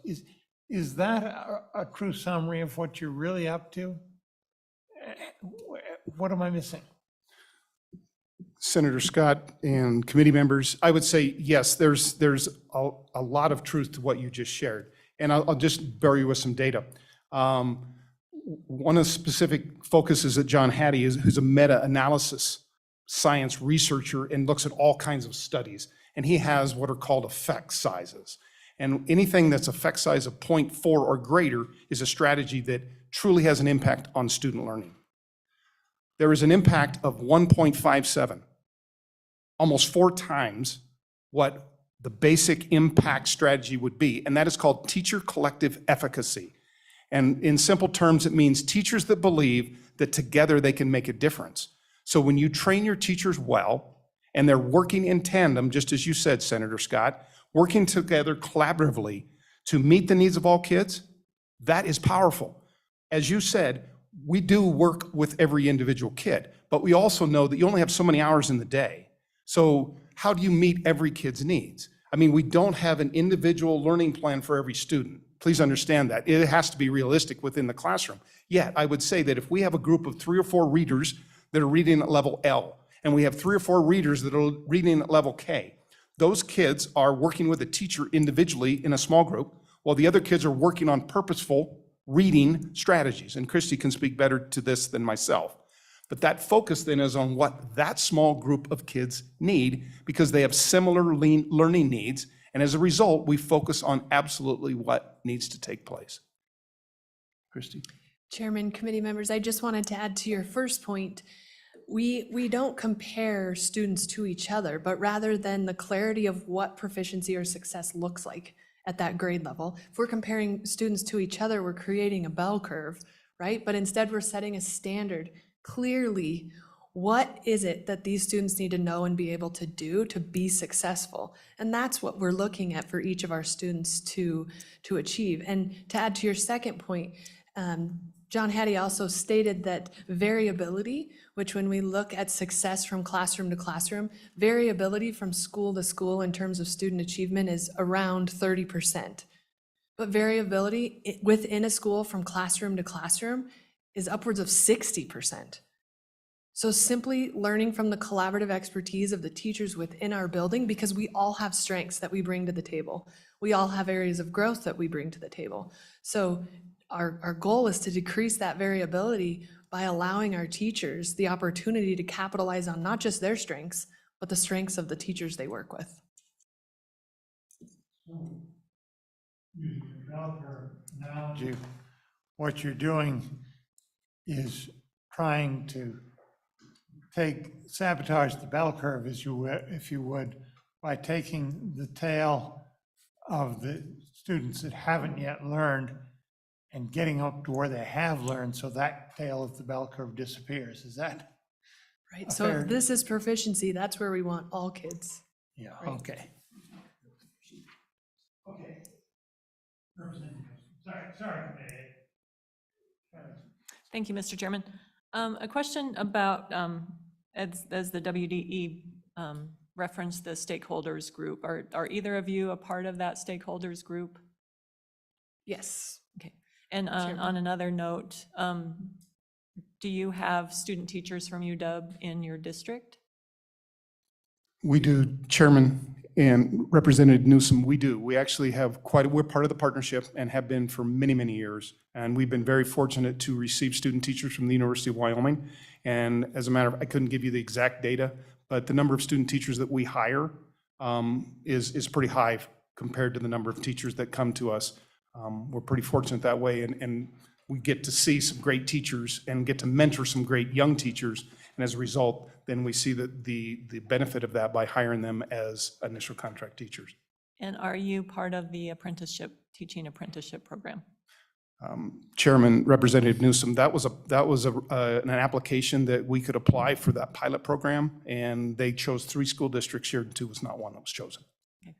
Thank you so much, and thank you for your presentation.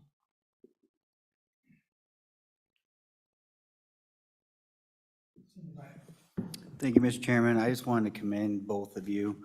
I think one of the things that's not mentioned very often is and recognized is your passion. And your passion today, both of you, came through loud and clear. Don't ever lose that. That's what makes you guys always consistently at the top. It's infectious. When I do the Teacher of the Year stuff with Scott, and the qualifications and the teachers you guys produce at District 2 is unmatched. It's unreal. And keep up the good work and don't lose that passion. Thank you. Thank you, Mr. Chairman. Just a curiosity question. I was taught by my father to always follow the successful and to look for ways to improve what you're doing. I do that in agriculture. I mean, if I'm looking at other guys that are doing well or gals, try to implement what they're doing in my program. My curiosity question, I guess, would be to both of you. Have you seen other district representatives come and try to learn or seek information from you guys, gain knowledge? I mean, what has been the response? I mean, when you're seeing this kind of positive outcomes, I'm hoping that you get a lot of calls to tell us what you're doing and hopefully try to implement those things. What has been the response, or is there people coming to you? Chairman, Representative Nyman, yes, we have. We've had multiple school districts that come and observe, and I'll let Christy speak in more detail because Sagebrush was one of those schools that was frequently visited. I would tell you, though, that at the end of those visitations, we've had conversations then with the team and with, in some cases, the principal that then associated the team and came with them. And I think the thing that's really difficult, at least, and it's been consistent in regards to those conversations, what we do is very hard. And I don't say that lightly, because the training that's provided, because there are different ways that you can teach a lot of different ways. There's ways that you can open up a textbook and then you can proceed to, if you're a math teacher and you start at the beginning and you finish at the end. We don't have a curriculum. And that's why it's difficult for teams then at the end of the day to go, so what do you guys do? What is the magic bullet? What is the curriculum we use? We don't have a curriculum. So that's hard. And it's really hard, as you can imagine, for a first-year teacher to go, I don't know how to do this. So as a result, we're required, which is a great thing, to do a tremendous amount of training, to train teachers how to assess students, to train teachers how to write assessments that actually measure what we want them to measure, and then to provide intervention that is targeted to what those kids need. That's why it's hard. And that's why it's hard for districts to say, okay, we're going to implement this tomorrow. You can't. It takes a lot of work in the summer. It takes a lot of work. For example, we had teachers, new teachers that started with 2 weeks before school started, 3 weeks before school started, working on professional development to get them ready for the start of the school year. And I'm sure that's not atypical of other districts as well, but it's absolutely necessary for us to do that. And it requires us, in a good way, to provide all those intentional, focused, and purposeful teaching opportunities to provide for our students. So that's why that's hard. When teachers come and districts visit to go, I don't know if we can do this. And you're right, to go back to their school district the next day and implement it, that won't happen. It's going to take a lot of extra time, and certainly we're willing to provide that extra time if necessary, especially during the summer, if that would benefit. And I'll certainly turn it over to Christy for more feedback. I think what I would add to what Scott had mentioned is that our focus is always on the right work. In fact, you'll hear our district admin team oftentimes say, is this the right work? Are we focused on the right work? And so we're not asking our teachers to come to staff meetings where they're receiving a bunch of memo items that could be sent out in a weekly memo or an email. We're prioritizing our teachers' time for the right work. And that at times comes with eliminating some of the things that don't impact student learning. And so to give our teachers the permission to engage in the right work and let the other pieces go. And then also reflecting from our vantage point and the principals from their vantage point, I think increases the amount of time that our teachers have in that respect. And I would agree with the thought that it's the follow through and the sustainability for some other districts where you've got to get where all of your teachers and teams and administrators really believe in the work that you're doing. And to believe in it, they have to see it. And once they've seen that growth and they've seen kids that come in from other places and are significantly lower, and by the end of the year, they're on track to move to the next grade level, that's inspiring for teachers. And so once they experience that piece and you can sustain it that long, I think if you told any of our teachers or our teams that we were going to ask them to stop collaborating and work in silos or to take a box purchased curriculum and teach reading in that way, it would be very, very difficult for our teachers. Thank you, Chairman. And Chairman, Representative Nyman, also just one quick story. We worked with a school district multiple years ago, probably 5 or 6 years ago, on the professional learning community model, which again, the focus being, what do we expect all kids to know and be able to do? The second question is, how do you know if they've got it or not? Third question is, what do you do if they don't get it? Intervention, and then what do you do if they have it? How do you extend their learning? So working with that particular school, it was a junior high school, where we worked with their professional learning communities. They met every week for 60 minutes, just like our teachers do, but it was more focused on planning field trips and doing those kinds of things that wasn't focused on education or on student learning. So we worked with them and they worked with us, and changes started becoming, the agendas were more focused on reading, writing, math, all of those things. At the end of the school year, the last PLC meeting they had, the report back to us from the principals was, that was the best meeting we ever had. Our teachers just got done looking at their summative assessment, and it worked. Kids saw greater success, and as a result, the teachers were more excited and fired up because they knew they were working on the right work and they saw a direct impact on student learning.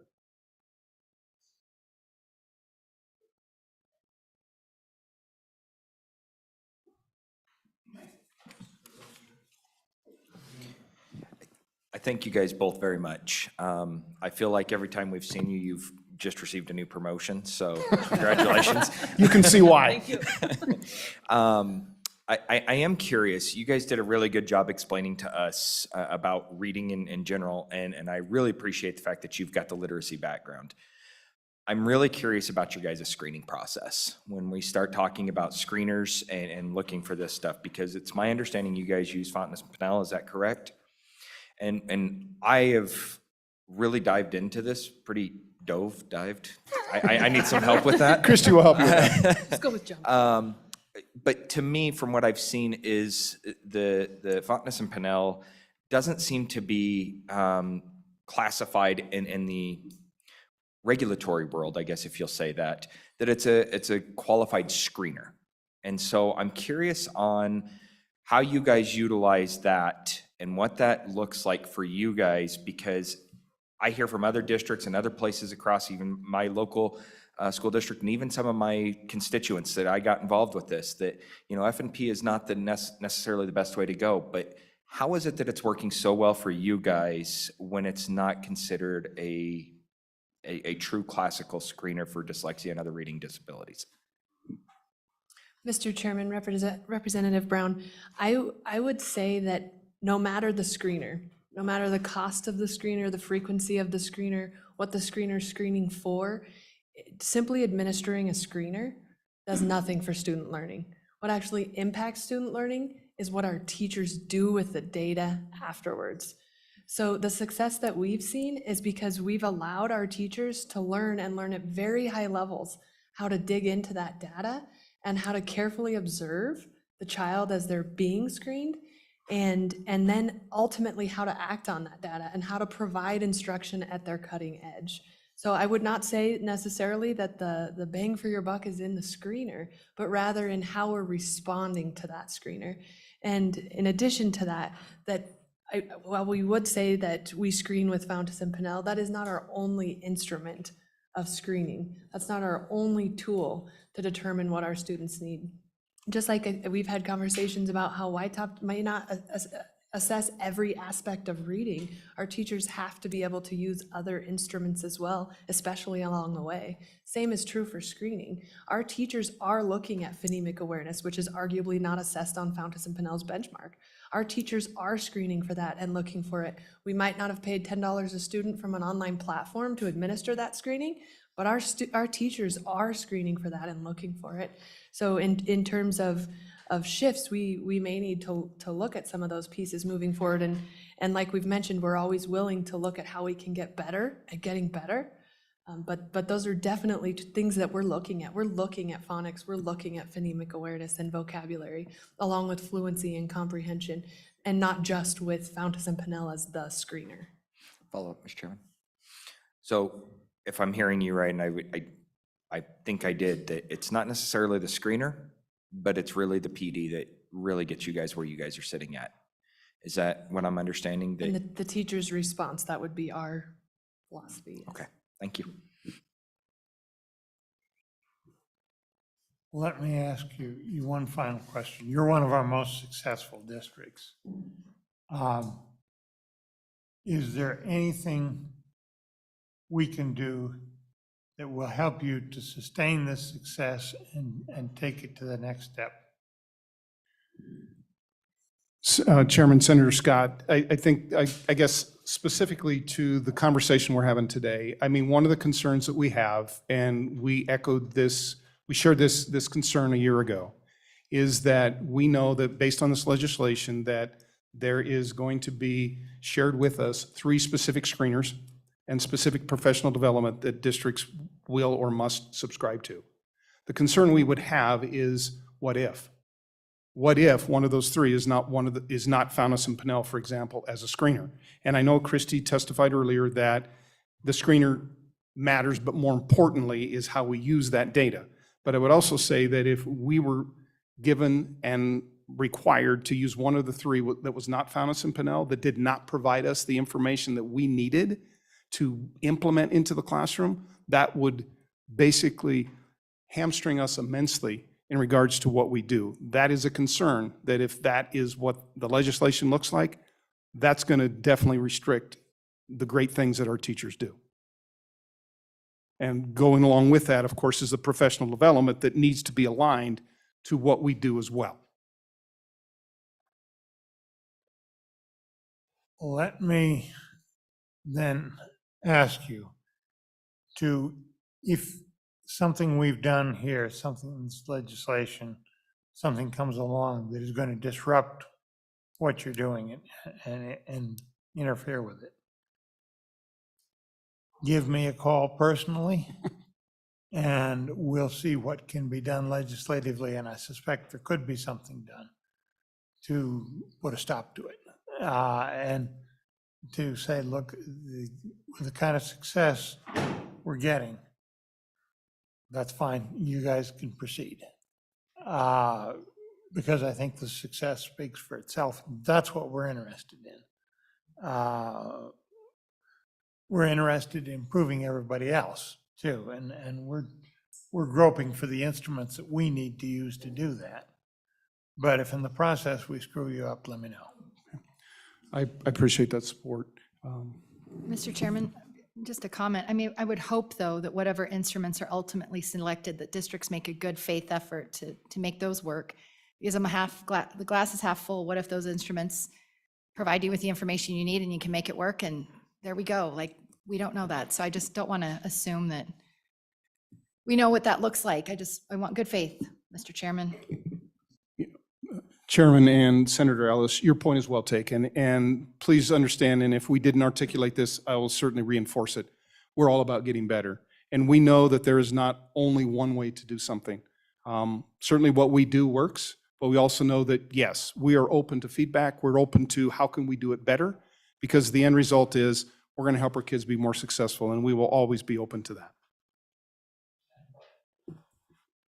Let me make it very clear.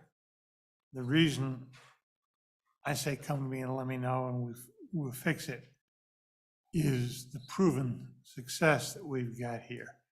I would not say the same thing to a district that was below average. We're trying to help them with what we're doing. and trying to improve their process. And I just don't want to screw up our best in the process. Appreciate it. Scott, I hope you understand that the next career logical progression, if you keep promoting her, is your job. So. That's a good thing.